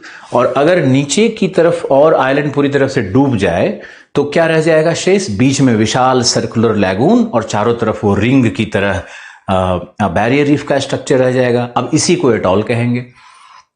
एटॉल में क्या विशेषता होती है कि समुद्री तरंगें आकर के अपने अवसादों को इसके ऊपर डिपॉजिट करते रहती हैं, तो इसके कारण एटॉल में मोस्टली कोरल डेड हो जाता है। अब कोरल नहीं ग्रो कर सकता है उसमें, तो डेड कॉलोनीज मिलता है कोरल में, और उस पर भी मिट्टी अवसाद भरते भरते अंत में वो पूरा वहाँ पे वृक्ष भी उग जाएगा, वो आइलैंड बन जाएगा, वो ह्यूमन हैबिटेशन का केंद्र बन जाता है, मानव अधिवास बनने लगते हैं उसके ऊपर में, और वो पूरी तरह आइलैंड बन जाता है। तो ये एक तरह का एटॉल होता है जिसको हम लोग ट्रू एटॉल कहते हैं। मान लो कि तो इसी तरह से एटॉल की संरचना के आधार पर 3 प्रकार के एटॉल का वर्गीकरण किया गया है। पहला जो ए है वो है ट्रू एटॉल, जैसे मान लो कि ये इस तरह से वलयाकृतिक संरचना बन रही है, और ये हमारा लैगून है, और ये हमारा एटॉल है जिस पर कि ये तुम कुछ वृक्ष दिखा सकते हो। यहाँ पर मानव अधिवास भी आ जाता है, यहाँ पर मानव सेटलमेंट्स भी आ जाता है। लक्षद्वीप में तो बहुत बुरा हाल है, और लक्षद्वीप के लिए तो अब एक पॉपुलेशन पॉलिसी की आवश्यकता है। लक्षद्वीप में 99% मुस्लिम्स रहते हैं, और उनका जो पॉपुलेशन ग्रोथ रेट है वो बहुत ज़बरदस्त है, 3.6 ऑन एन एवरेज। भारत में भी बहुत सबसे ऊपर है, और वहाँ भी बहुत ज़्यादा है। अब लक्षद्वीप को बचाने के लिए वहाँ का पॉपुलेशन डेंसिटी अगर लक्षद्वीप का आप देखोगे तो अब आज प्लीज़ आप देखना, तो आपको 3000 गांव है जबकि लक्षद्वीप, तब भी वहाँ पे इतना भयानक पॉपुलेशन डेंसिटी हो चुका है। और जबकि कुछ द्वीप इनहेबिटेड नहीं है, कुछ द्वीपों पर अधिवास नहीं है, कुछ ही द्वीपों पर अधिवास क्षेत्र हैं, तब भी पूरे लक्षद्वीप का जो पॉपुलेशन डेंसिटी है वो 3000 के आसपास है। अगर जो इनहेबिटेड जो लक्षद्वीप के द्वीप बने हुए हैं उसका अगर हम लोग जाके सिर्फ उसी द्वीप का देखेंगे तो 7000 के आसपास पॉपुलेशन डेंसिटी हो चुका है, जो भारत के औसत डेंसिटी से कितना ज़्यादा है इसकी आप कल्पना करके देखो। कोरल रीफ स्ट्रक्चर को बचाने के लिए पॉपुलेशन पॉलिसी लाना बहुत ज़रूरी है। लक्षद्वीप के ऊपर में अगर प्रश्न आता है तो उसमें पॉपुलेशन डेंसिटी एक, और पॉल्यूशन, टूरिज्म और पॉपुलेशन डेंसिटी, यही दोनों पे स्टडीज हो रहा है, और इसी दोनों को रोकने की बहुत ज़रूरत है वहाँ पे। ओके, अब ये हमारा ट्रू एटॉल कहलाता है। लेकिन दूसरा एक एटॉल क्या होता है, हम इसी में मॉडिफिकेशन करके आपको दिखाएंगे कि अगर इस लैगून के अंदर में यहां पर अगर मान लो इस तरह से आइलैंड का पीक दिख रहा हो, आइलैंड का पीक अगर यहां पे मान लो इस तरह से दिख रहा हो आपको, और आइलैंड पूरी तरह से डूबा नहीं हो, लैगून चारों तरफ है, एटॉल चारों तरफ से, बीच में आइलैंड का पीक दिख रहा है जिसपे कि वृक्ष बने हुए हैं और इस पर ट्राइब्स रह रहे हैं। कितना सुंदर लगता है सोच करके। यहीं पे अगर हम लोग पिकनिक मनाने चले तो कितना मजा है। और बशर्ते कि ट्राइब कहीं से कोई विष बुझा तीर न मार दे, जो अभी हुआ अंडमान में। गया था एक हमारा भाई वहाँ, यूरोपियन भाई, ऑस्ट्रेलियन था शायद, ऑस्ट्रेलियन था, जो कि यहाँ पे मारा गया बेचारा। तो वो ट्राइब्स को पता नहीं होता है ना कि वो क्या कर रहा है, वो तो भयभीत रहता है, तो भय के कारण किलिंग करता है, न कि कोई स्वार्थ के कारण। लूटपाट के लिए नहीं किया था किलिंग उसका। तो आप उसके टेरिटरी में जाओगे तो भय में आक्रमण कर देगा। तो ये देखो, ये है, ये इसको हम लोग आइलैंड एटॉल कहते हैं। ये हमारा दूसरा फॉर्म है एटॉल का, इसको हम लोग आइलैंड एटॉल कहते हैं। ये हमारा दूसरा फॉर्म है। तो पहले के बीच में, ट्रू एटॉल के बीच में आइलैंड नहीं होता है, लेकिन आइलैंड एटॉल का मतलब है कि एटॉल और लैगून के बीच में एक आइलैंड का पीक भी आपको दिख रहा हो, जिसपे बड़ा सुंदर सा जंगल, फॉरेस्ट का कवर बना रहता है, ग्रीन कवर। ये बहुत सुंदर दिखता है पर्यटन के दृष्टिकोण से। इसमें आप बोटिंग करो, इस पे जाओ, इस पे आप पिकनिक मनाओ, तो ये अद्भुत है। ऐसा बहुत सारा है, लक्षद्वीप में भी है, अंडमान में भी है, आप कर सकते हो ये सब जा करके। कुछ आइलैंड्स को फ्री किया हुआ है। नेक्स्ट आप देखो क्या है, जो थर्ड हमारा है सी, इसको हम लोग कहते हैं एटॉल आइलैंड। Atoll island. अब ये आइलैंड एटॉल था, ये एटॉल आइलैंड है, शब्दों का हेरफेर है। तो ये एटॉल आइलैंड है। क्या होता है कि ये जो लैगून है वो धीरे धीरे करके इसमें समुद्र की जो धाराएं हैं, ये भी स्ट्रीम चैनल्स हैं, ये स्ट्रीम चैनल्स हैं जो अंदर भी आ रही हैं, कहीं से बाहर भी जा रही हैं। तो ये धाराएं इस लैगून में डिपॉजिट करेंगी और हजारों वर्षों की प्रक्रिया में ये पूरा लैगून धीरे धीरे करके भर जाएगा। अब ये जब लैगून भर जाएगा तो पूरा ही ये एक द्वीप बन चुका है, इस तरह का द्वीप बन चुका है। अब जैसे मिनी क्वाय है, आपने मिनी क्वाय का नाम सुना होगा, मिनी क्वाय इसी तरह का द्वीप बन चुका है। और मालदीव्स में ऐसा बहुत सारा द्वीप मिलता है जो कि एटॉल आइलैंड का उदाहरण हो गया है। तो ये एटॉल आइलैंड बन गया। तो हम लोग का एटॉल 3 प्रकार का होगा, ट्रू एटॉल, आइलैंड एटॉल और एटॉल आइलैंड। तो एटॉल के फॉर्मेशन पे डार्विन का जो सिद्धांत है वो तो यही कहता है कि द्वीपों के डूबने से इसका फॉर्मेशन हुआ है। जैसे लक्षद्वीप जो बना हुआ है ना, वो हमारा वहां पर पहले अरावली की श्रेणियां हैं वो, तो अरावली की श्रेणियों के वहां पे अवतलन से उस पर लक्षद्वीप पर एटॉल बना हुआ है। आपको इंडियन ज्योग्राफी में ये सब बहुत डिटेल से पढ़ाएंगे, अरावली कैसा है, फॉर्मेशन कैसा है उसका, कैसे बना था अरावली, समुद्र में कैसे चला गया अरावली, वो सब आपको बताया जाएगा। अरेबियन सी का सबसिडेंस कैसे हुआ, वो सब बताया जाएगा आपको। तो ये हमारा एटॉल पे एक सिद्धांत है, एक मत है जो कि डार्विन का है। इसके बाद अगर हम लोग दूसरे मत की बात करेंगे एटॉल पे, तो ये है हमारा मरे का सिद्धांत। तो मरे साहब कहते हैं कि भाई अगर ये समुद्र तल है और समुद्र के नीतल से बहुत सारे ऐसे ज्वालामुखी होते हैं जो कि मृत हो जाते हैं, जो ये ज्वालामुखी है, इसको कहते हैं सबमैरीन वल्केनो। ये है हमारा सबमैरीन वल्केनो। और सबमरीन वल्केनो का जो क्रेटर होगा, ये जो क्रेटर होगा, इसी क्रेटर के ऊपर में प्रवालों का विकास ये बताते हैं। इसी क्रेटर के बेस पर ये प्रवाल विकसित होने लगते हैं।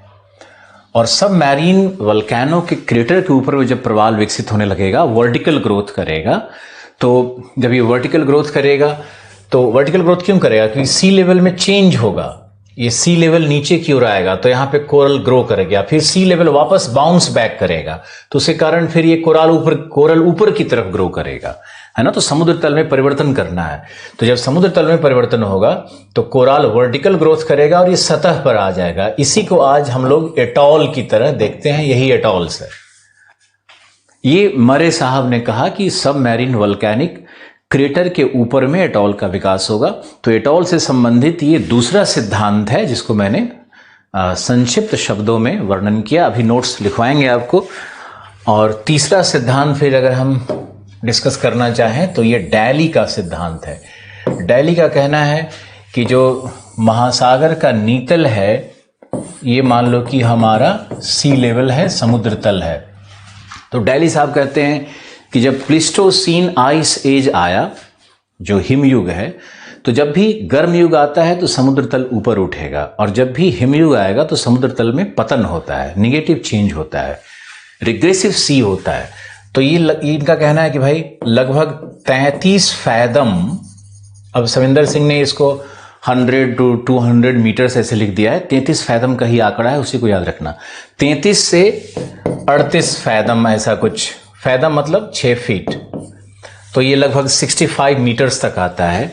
तो ये तो लगभग ये 65 मीटर तक समुद्र तल का पतन होगा। अब ये कहते हैं कि हिमयुग में समुद्र तल कई बार नीचे आया, कई बार 4 बार नीचे आया, 4 बार ऊपर गया, तो समुद्र तल में फ्लक्चुएशन लगातार होते रहा है आज के 2 मिलियन साल पहले प्लिस्टोसीन काल में। अब कहते हैं कि नीतल पर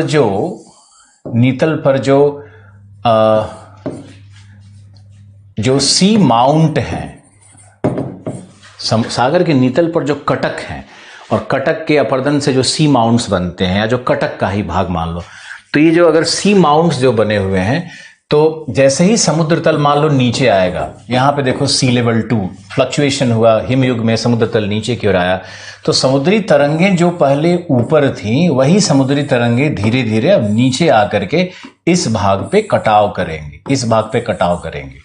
तो ये क्या होता है कि ये ऊपर का जो शीर्ष भाग है, ये टूट करके चला जाता है अपर्दन से समुद्र की गहराई में। तो अब जब ये टूट करके चला गया, तो यहां पर क्या शेष रह गया? एक सर्कुलर चबूतरा रह जाता है, इस तरह से ये सर्कुलर चबूतरा बनता है। अब जैसे ही समुद्र तल दोबारा नीचे की ओर आया, तो इस सर्कुलर चबूतरे पे कोरल रीफ बन गया। अब जैसे ही समुद्र तल ऊपर की ओर बाउंस करेगा, तो यही कोरल फिर धीरे धीरे ऊपर की तरफ ग्रो करना शुरू करेगा, और इस तरह से ये निर्माण कर देता है अपने एटॉल जैसे वलयाकृतिक फॉर्मेशंस का। यानी सर्कुलर चबूतरे पे सी माउंट के शीर्ष के कटने से जो सर्कुलर चबूतरा बन रहा है, उस वृत्तीय चबूतरा के ऊपर में एटॉल का निर्माण होता है।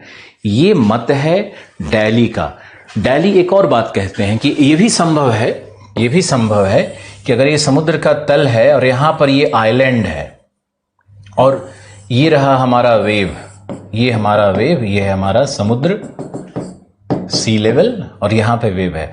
तो अगर ये आइलैंड है, इस केस में देखो क्या था, सी माउंट था, जो कि जल के नीचे कटक का भाग होगा। इस केस में क्या है कि ये महाद्वीपीय आइलैंड है, महाद्वीपीय ग्रेनाइट चट्टानों से बना हुआ आइलैंड है, जो समुद्र तल से ऊपर है। तो इसका भी वही हो सकता है कि इसका भी वो समुद्र तल नीचे की ओर गिरेगा, मान लो नीचे की ओर गिरा, इसका भी यहां पर आइलैंड का कटाव हो गया, यहां पर भी सर्कुलर चबूतरा बन गया, और बाद में जब समुद्र तल ऊपर की ओर आया, तो यहां पे कोरल्स इस तरह से ऊपर की तरफ ग्रो कर गया, और ये आज वलयाकृतिक आकृति को ग्रहण करता है। तो ये भी एटॉल बन सकता है। यानी डैली के मत में एटॉल बनने की संकल्पना दो तथ्यों से है, 2 प्रोपोजिशंस पे आधारित है। पहला कि महासागर के नीतल पर जो रिज के अपर्दन से जो सी माउंट बने होते हैं, समुद्री पहाड़ियां होती है, उनके शीर्ष के अपर्दन से सर्कुलर प्लेटफॉर्म बना। और दूसरा है कि जो ऊपर में आइलैंड्स थे, जो पहले से प्री एग्जिस्टिंग आइलैंड है, वहां पे अगर समुद्र तल में हम फ्लक्चुएशन करेंगे, तो समुद्र तल जब नीचे आएगा, तो वहां से काट करके आइलैंड का जो ऊपरी भाग शीर्ष है, उसको टॉपल डाउन कर देगा, तो सर्कुलर प्लेटफॉर्म बन गया। अब जैसे जैसे समुद्र तल ऊपर की ओर वापस उठेगा, वैसे वैसे वहां पे कोरल भी धीरे धीरे ऊपर की ओर उठना शुरू करेगा, और वहां पर एक रिंग नुमा वलयाकृतिक संरचना का निर्माण करेगा, जो कि एटॉल है। तो ये तो है एटॉल के फॉर्मेशन पे अलग अलग मत। हमने आपको 3 मत बताए, डार्विन, मरे और डैली। अब डेविस का भी मत है इसके ऊपर में, उसकी चर्चा थोड़ी देर में करेंगे। अभी मुझे सांस लेने की जरूरत है। I will take a small break. Thank you. कितने लोगों को समझ में आया? मैंने डिस्कशन किया, इतना लंबा डिस्कशन किया, एक सांस में डिस्कशन किया। अब कितने लोगों को समझ में आया, मुझे जल्दी से लिख करके बताओ। आज क्लास में प्रेजेंस काफ़ी अच्छा है, तो मुझे लगा कि आज तुम्हारे प्रेजेंस से हमारी एनर्जी बढ़ जाती है। अब आप बताओ क्या है, कितने लोग समझ में आया?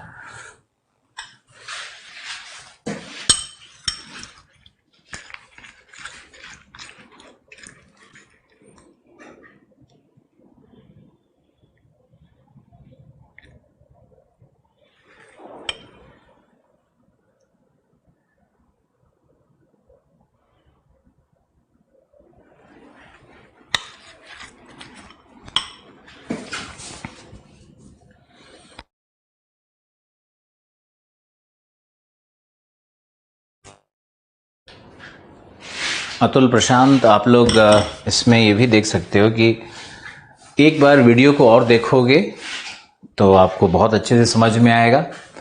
और ज्योग्राफी के कुछ कॉन्सेप्ट्स होते हैं जिनको कि सिंप्लीफाई करना बहुत ज़रूरी है। और मन तो करता है कि इन वीडियोस को हम डाल दें ओपन यूट्यूब चैनल पे, ताकि जो टीचर हैं वो लोग भी कुछ अपना अहंकार छोड़ करके देखें और इसी को समझ लें। क्योंकि जो नोट्स मुझे दिखता है बाज़ार में वो बहुत दुखद दशा में है। किताबों में कोई लिंक नहीं मिलता है। अब आप लोग देखो और मुझे बताओ कि इससे अगर कोई प्रश्न पूछना हो तो आप प्रश्न पूछो। सर्वेश, स्वाति प्रिया, सुरजीत सिंह ठाकुर, मज़ा आ गया। कुलदीप, आ गया समझ में। मुझे भी मज़ा आता है अगर आप लोग सच में समझना शुरू कर देते हो तो।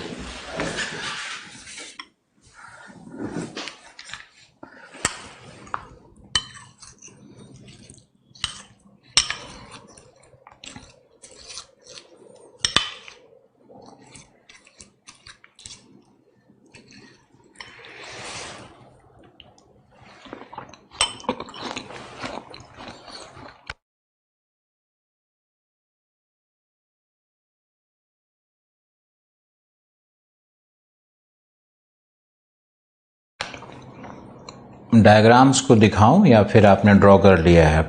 मुझे उत्तर भेजो।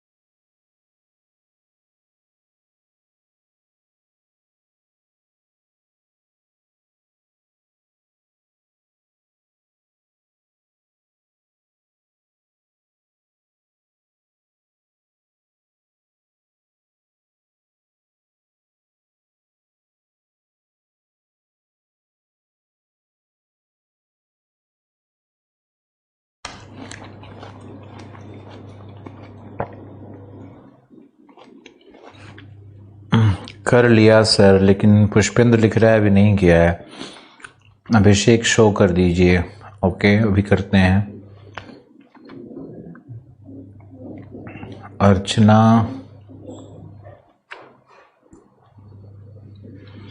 हर्षित लिख रहा है बुक में देखने की क्या क्या आवश्यकता है या नोट सफिशिएंट? देखो, नोट्स ऑलवेज सफिशिएंट होता है, लेकिन बुक पढ़ने से ना तुमको कुछ शब्दावली मिल जाएगा, कुछ एक दो अच्छा लाइन मिलेगा। क्योंकि हमारे जो ऑथर्स होते हैं ये किसी अच्छे ऑथर का ट्रांसलेशन या नकल करते हैं, तो कई बार बुक पढ़ना भी हेल्पफुल हो जाता है। ओके स्वाति, अभी हम दिखाते हैं फ्रिंजिंग रीफ वाला डायग्राम। कुछ डायग्राम नहीं हुआ है, बैकअप वीडियो से ड्रॉ कर लेंगे। हाँ, बैकअप वीडियो से ड्रॉ कर सकते हो, अभी भी हम थोड़ा मौका दे सकते हैं। क्योंकि समझो हमने डार्विन का थ्योरी एक तरह से पढ़ा दिया।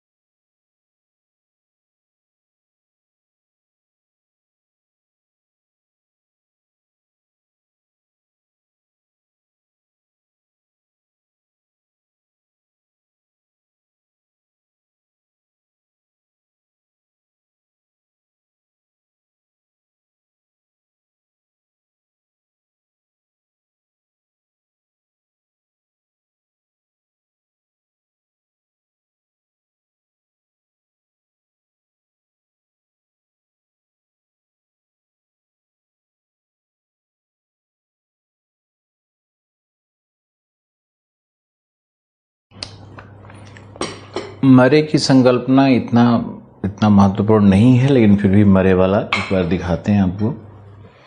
मरे का सिंपल सा है कि वल्कैनिक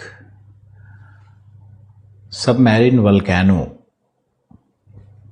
अंतः समुद्री ज्वालामुखी, उस ज्वालामुखी के क्रेटर पर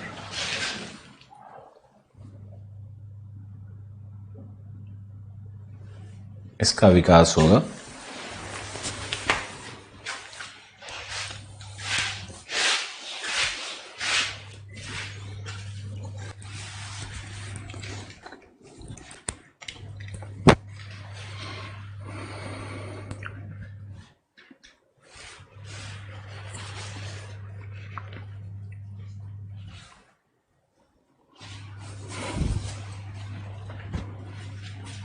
चलते हैं इसमें, आपको देखते हैं कौन सा ये था। ये है मरे वाला, सबमरीन वल्कैनो वाला। कुछ लोगों ने कहा कि ये डायग्राम शायद मिस हो गया था आप लोग का।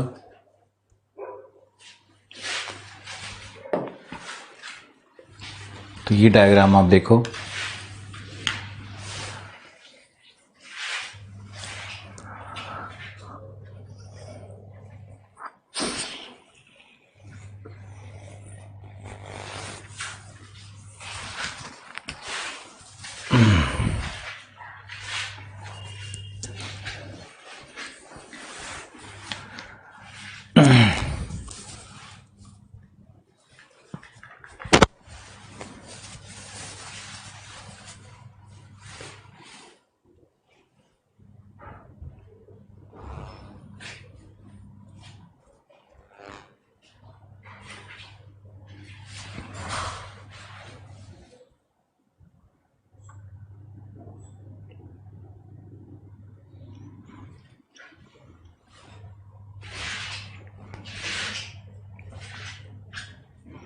चलो अब हम थोड़ा लिखवाते हैं। सबसे पहला है हमारा पैच रीफ। तो आप लिखो पैच रीफ क्या है। प्रवाल वित्तियों के प्रकार में पहला है पैच रीफ। आप लिखो पैच रीफ क्या है।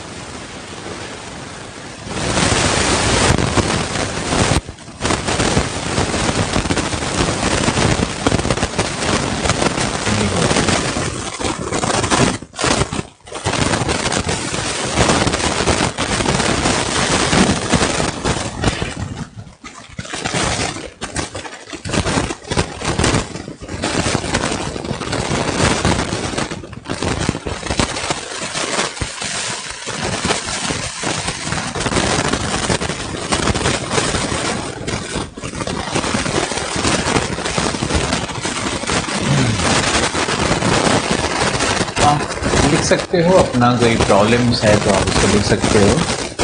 हम बिना नाम लिए उसको डिस्कशन कर सकते हैं कि अगर समाधान मिलता है किसी समस्या का तो जरूर करेंगे। और आप लोगों से मिलने की भी हमारी इच्छा है, क्योंकि ये तो मेरा जीवन का पहला क्लास है जिसमें हम किसी को देख ही नहीं पा रहे हैं। दीवारों से बात कर रहे हैं, कैमरा देख रहे हैं।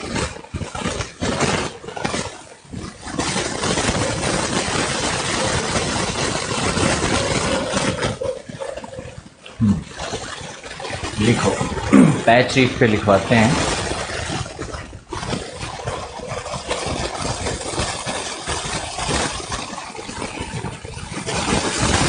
अभी साउंड आ रहा है?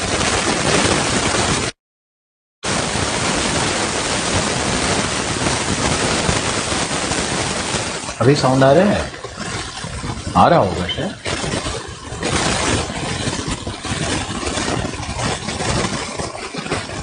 बैकग्राउंड से बहुत नॉइज आ रही है। नहीं नहीं, हिलने से माइक आवाज़ नहीं करता है। अभी देखो मैं स्टेबल हो गया। कई बार कुछ है तो ये टेक्नोलॉजी बेस्ड थी ना, तो कुछ OBS का प्रॉब्लम कई बार होता है, कई बार हिलने से कुछ नहीं हो रहा है, वो साउंड रास्ते में ही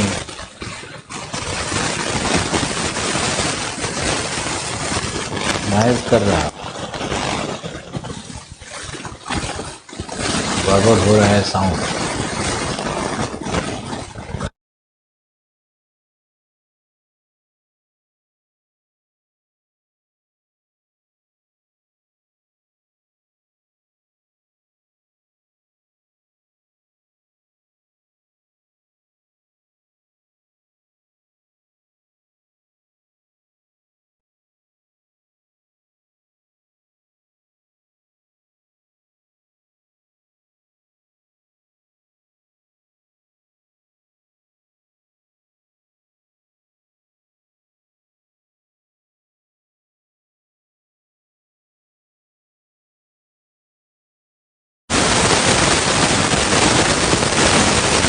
मैं कोशिश कर रहा हूँ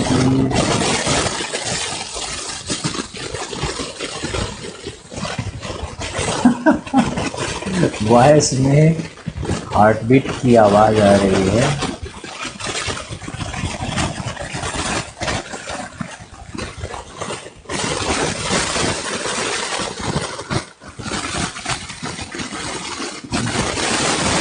मैंने कई बार ऑफ ऑन कर दिया है।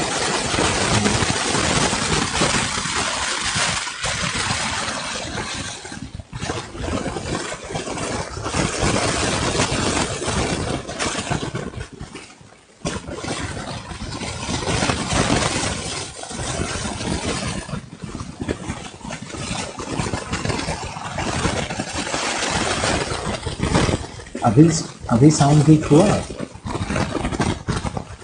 अब नहीं आ रहा है sound. Thank you.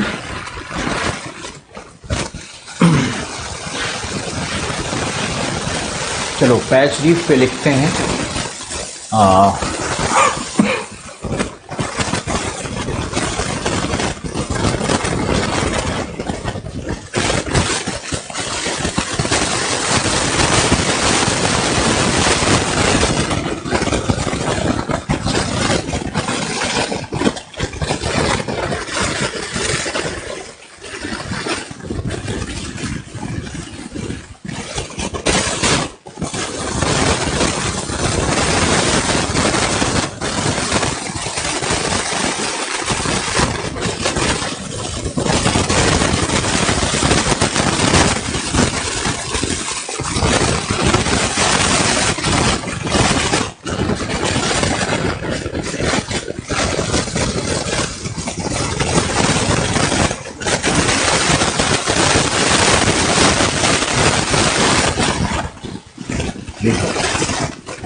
Patch reef में यह प्रारंभिक प्रवाल होता है।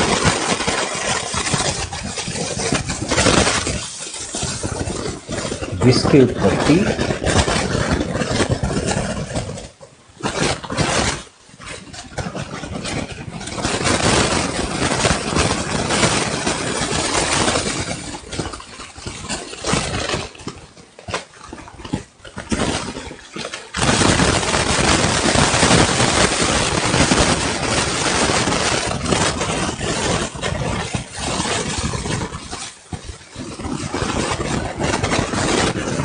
अनुकूलतम भौगोलिक दशाओं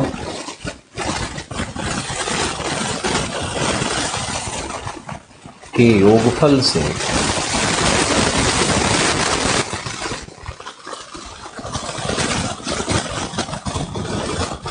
महाद्वीपों के पूर्वी तट पर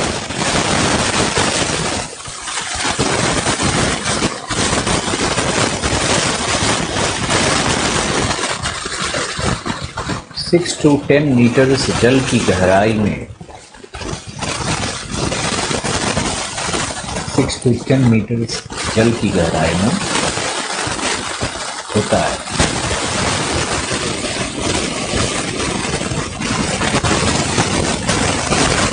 ये लघु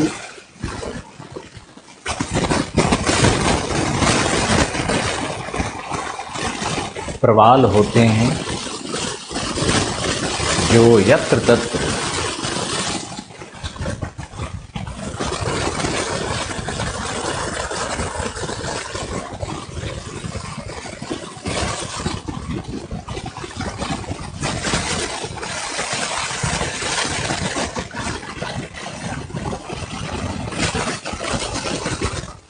जो यत्र तत्र तट रेखा से संलग्न होते हैं,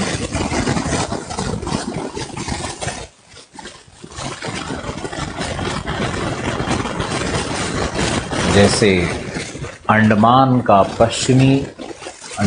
द्वीपों के पश्चिमी भाग,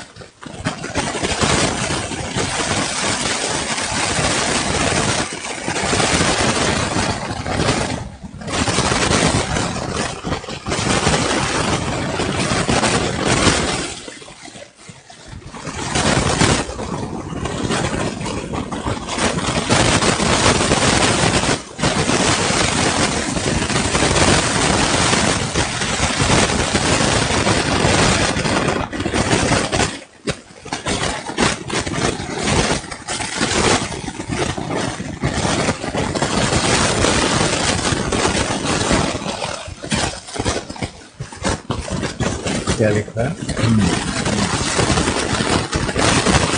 छोटे छोटे पैबंद के रूप में प्राप्त होते हैं सेंटेंस पूरा करके। जैसे मैंने बताया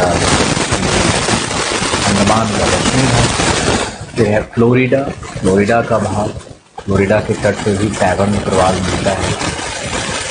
फिर केरल के तट पर भी कुछ पैबंद प्रवाल मिलता है, वहाँ के लैगून वाले भागों में मिलता है। अब नेक्स्ट लिखते पैच रीफ के बाद फ्रिंजिंग रीफ, नहीं, पैच रीफ के बाद लिखो स्टैग रीफ, STAG।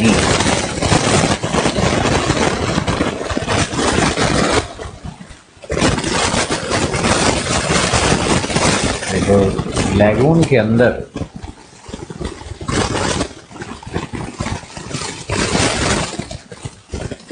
प्रवालों के या मृत प्रवालों के अपरदन से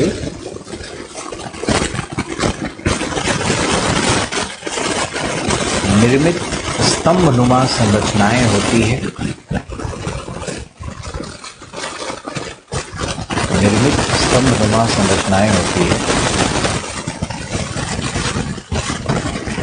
जो निम्न ज्वार तल से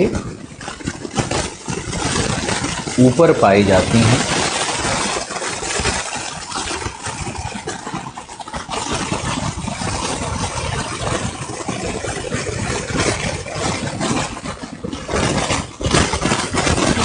निम्न ज्वार तल से ऊपर पाई जाती हैं।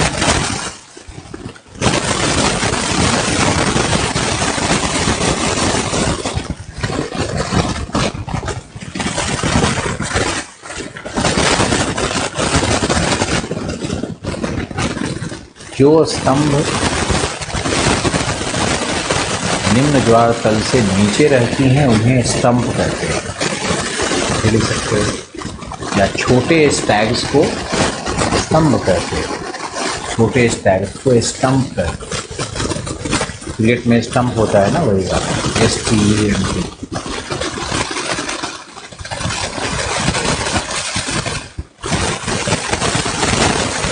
तो स्तंभ कहते हैं।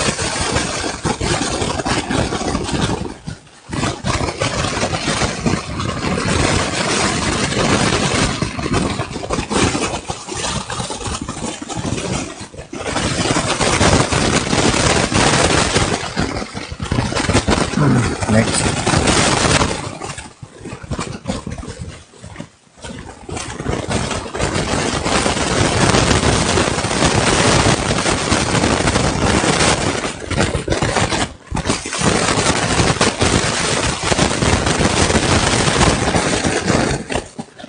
देखो फ्रिंजिंग रीफ, तटीय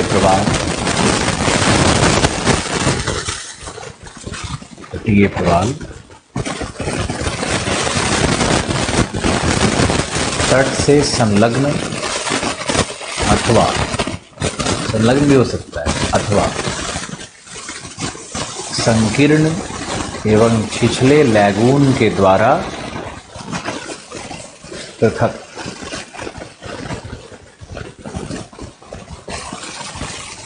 छिछले लैगून के द्वारा पृथक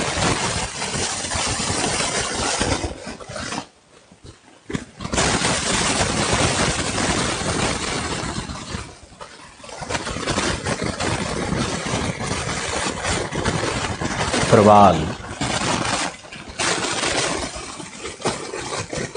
जो तट के समानांतर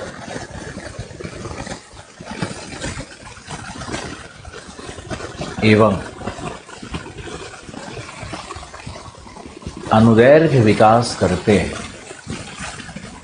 लॉन्गिट्यूडनल अनुदैर्घ्य विकास करते हैं,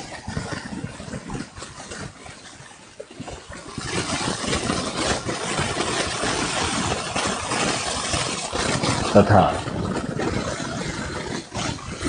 इनमें रीफ क्रिस्ट का निर्माण हो जाता है, भित्ति श्रृंग का निर्माण हो जाता है, रीफ क्रिस्ट का निर्माण हो जाता है।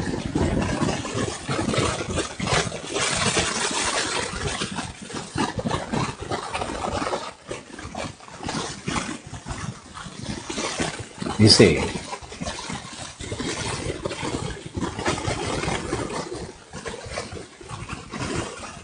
तटीय प्रवाल कहते हैं तथा छिछले लैगून को बोट चैनल कहा जाता है। छिछले लैगून को बोट चैनल कहा जाता है।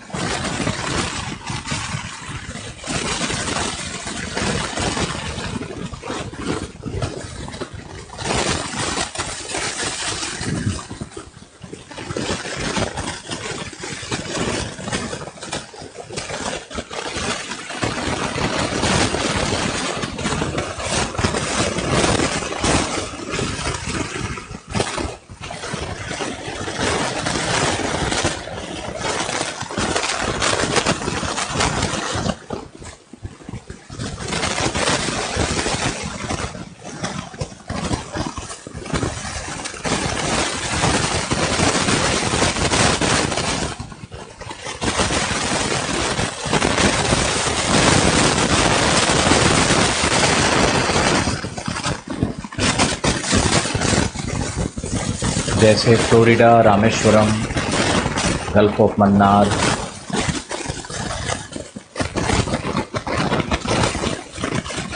न्यू हेडब्रिज आइलैंड,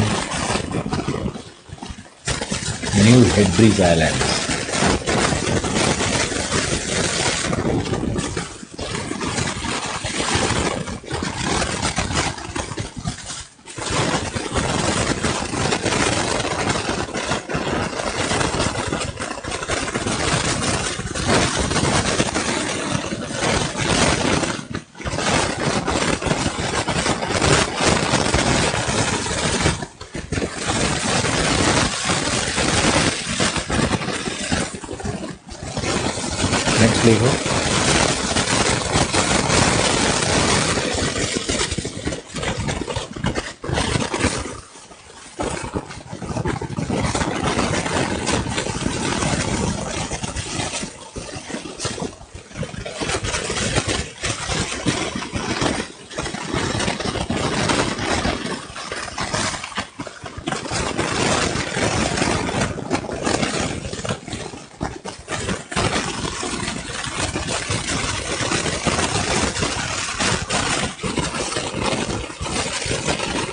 अवरोधक प्रवाल,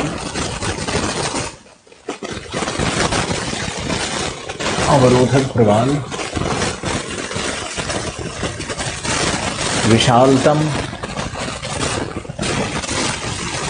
बृहत प्रवाल होते हैं।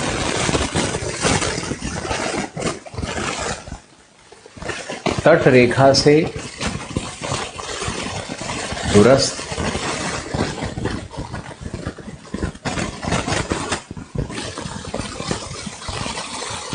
रीफ फ्लैट, चौरस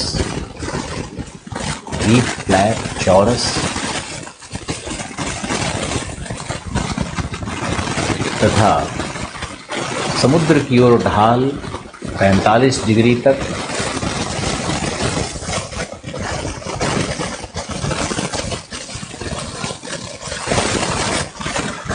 लैगून की आकृति विशाल,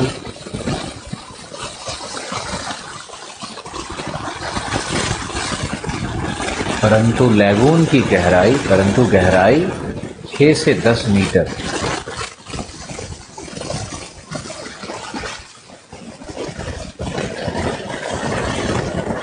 लैगून के अंदर नहीं, देखो 10 मीटर, जैसे Great barrier reef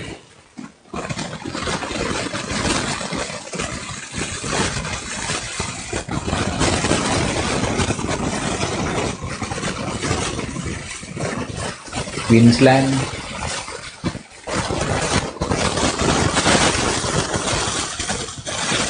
coral Sea में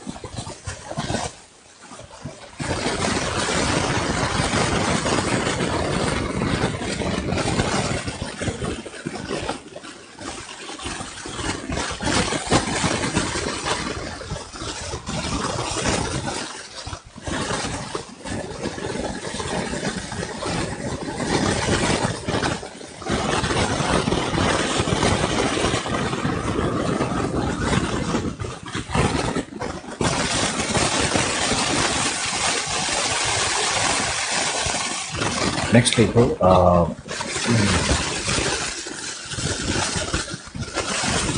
इसके संरचना के आधार पर इसके 3 भाग होते हैं। संरचना के आधार पर इसके 3 भाग होते हैं। ABC, जैसा मैंने कि डायग्राम में आपको दिखाया था, आप देख सकते हो। ये तो हमारा दोनों रीफ का था, और तीसरा ये हमारा था।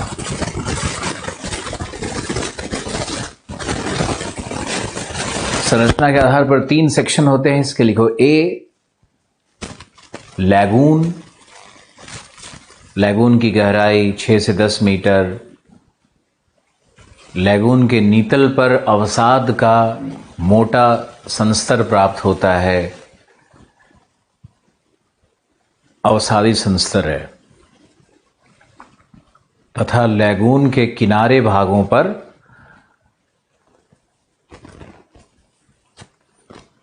पैबंद प्रवाल पुनः विकसित होने लगते हैं,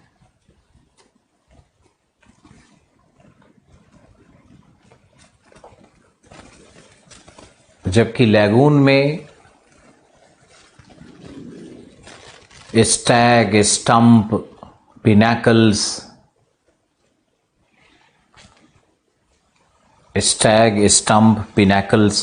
जैसी विशेषताएं प्राप्त होती हैं।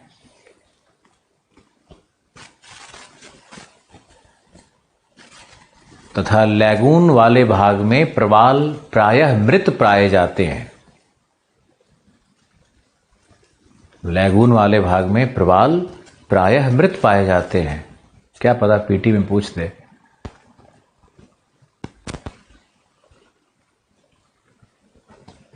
नेक्स्ट लिखो बी। बी में है रीफ फ्लैट। रीफ फ्लैट देखो, प्रवाल भित्ति का यह मुख्य भाग होता है।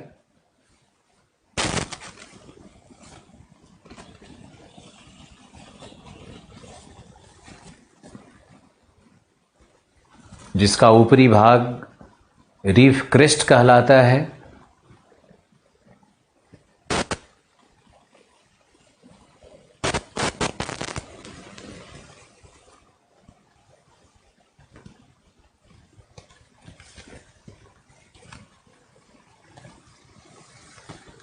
तरंगों के द्वारा अपर्दन से इस पर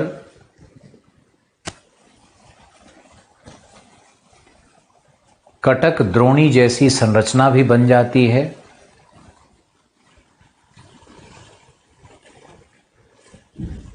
कटक द्रोणी जैसी संरचना भी बन जाती है।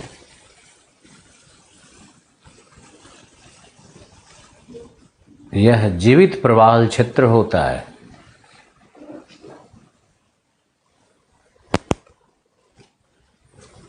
तथा इसका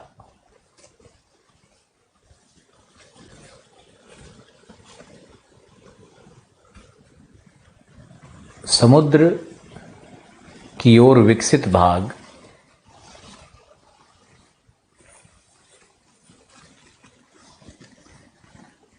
रीफ स्कार्प कहलाता है।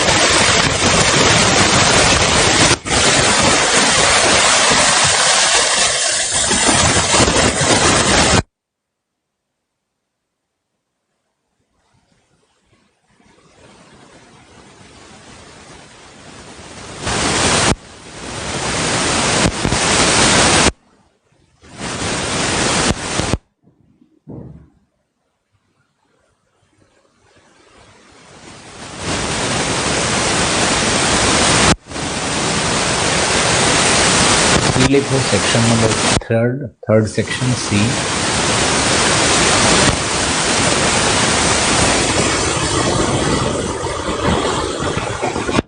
सी में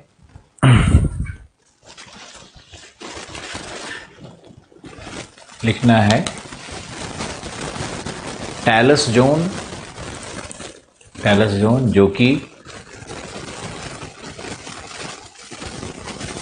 रीफ फ्लैट से खंडित चूना पत्थर, बालूगाद से निर्मित निक्षेपण क्षेत्र होता है, जो कि नए प्रवालों के लिए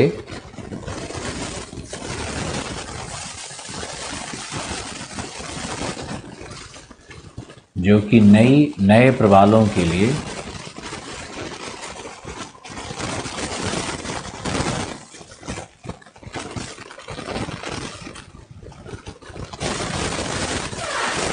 विकास या नए प्रवालों के वृद्धि के लिए चबूतरे का कार्य करता है।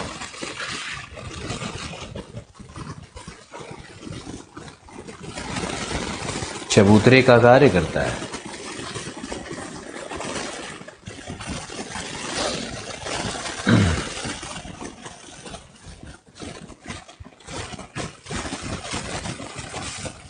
हमारी आवाज आ रही है? आप लिख पा रहे हो या नहीं? अब लिखो एटॉल। पांचवा प्रकार है एटॉल। देखो एटॉल वलयाकृतिक प्रवाल होता है, जिसमें प्रवाल मृत हो जाते हैं।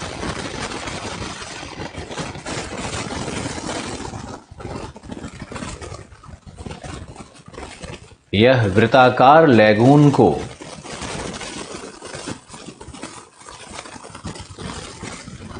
वृत्ताकार लैगून को इनसर्कल करता है, वृत्ताकार लैगून को वृत्ताकार लैगून के चारों तरफ विकसित होता है तथा इस पर मृदा, वनस्पति,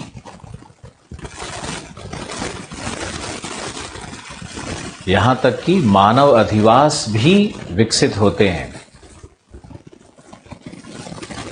मानव अधिवास भी विकसित हो जाते हैं। एटॉल के 3 प्रकार होते हैं। एटॉल के 3 प्रकार होते हैं।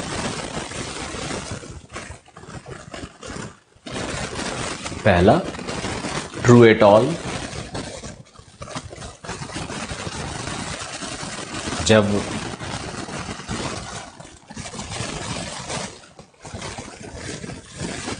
प्रवालों के वलयाकृतिक प्रवालों के मध्य लैगून प्राप्त हो।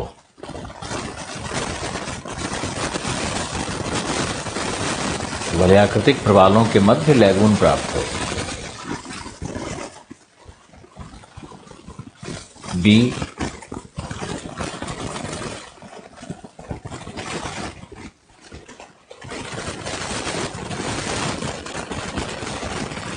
Atoll island, atoll island, sorry, दूसरा है आइलैंड एटॉल, दूसरा है आइलैंड एटॉल, द्वीपीय एटॉल। देखो, यदि लैगून के मध्य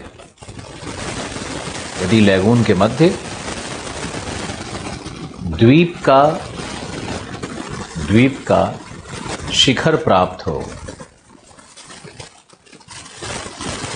द्वीप का शिखर प्राप्त हो। और तीसरा है एटॉल आइलैंड, एटॉल आइलैंड, जब लैगून पूरी तरह अवसादों से भर जाए तथा लैगून पूरी तरह अवसादों से भर जाए तथा एक संपूर्ण द्वीप का निर्माण हो जाए, जैसे मिनी क्वाय। एक संपूर्ण द्वीप का निर्माण हो जाए जैसे मिनी क्वाय। ये एटॉल का प्रकार है और डार्विन और अन्य सिद्धांतों को लेकर के हम नेक्स्ट क्लास में आएंगे। अपने शेड्यूल के अनुसार हम आएंगे और आप इसको देखते रहिए। शेड्यूल को अकॉर्डिंगली क्लासेस होंगी। आज के लिए बहुत बहुत धन्यवाद। आशा है कि आपको समझ में आया होगा एटॉल फॉर्मेशन और coral reef formation. Thank you.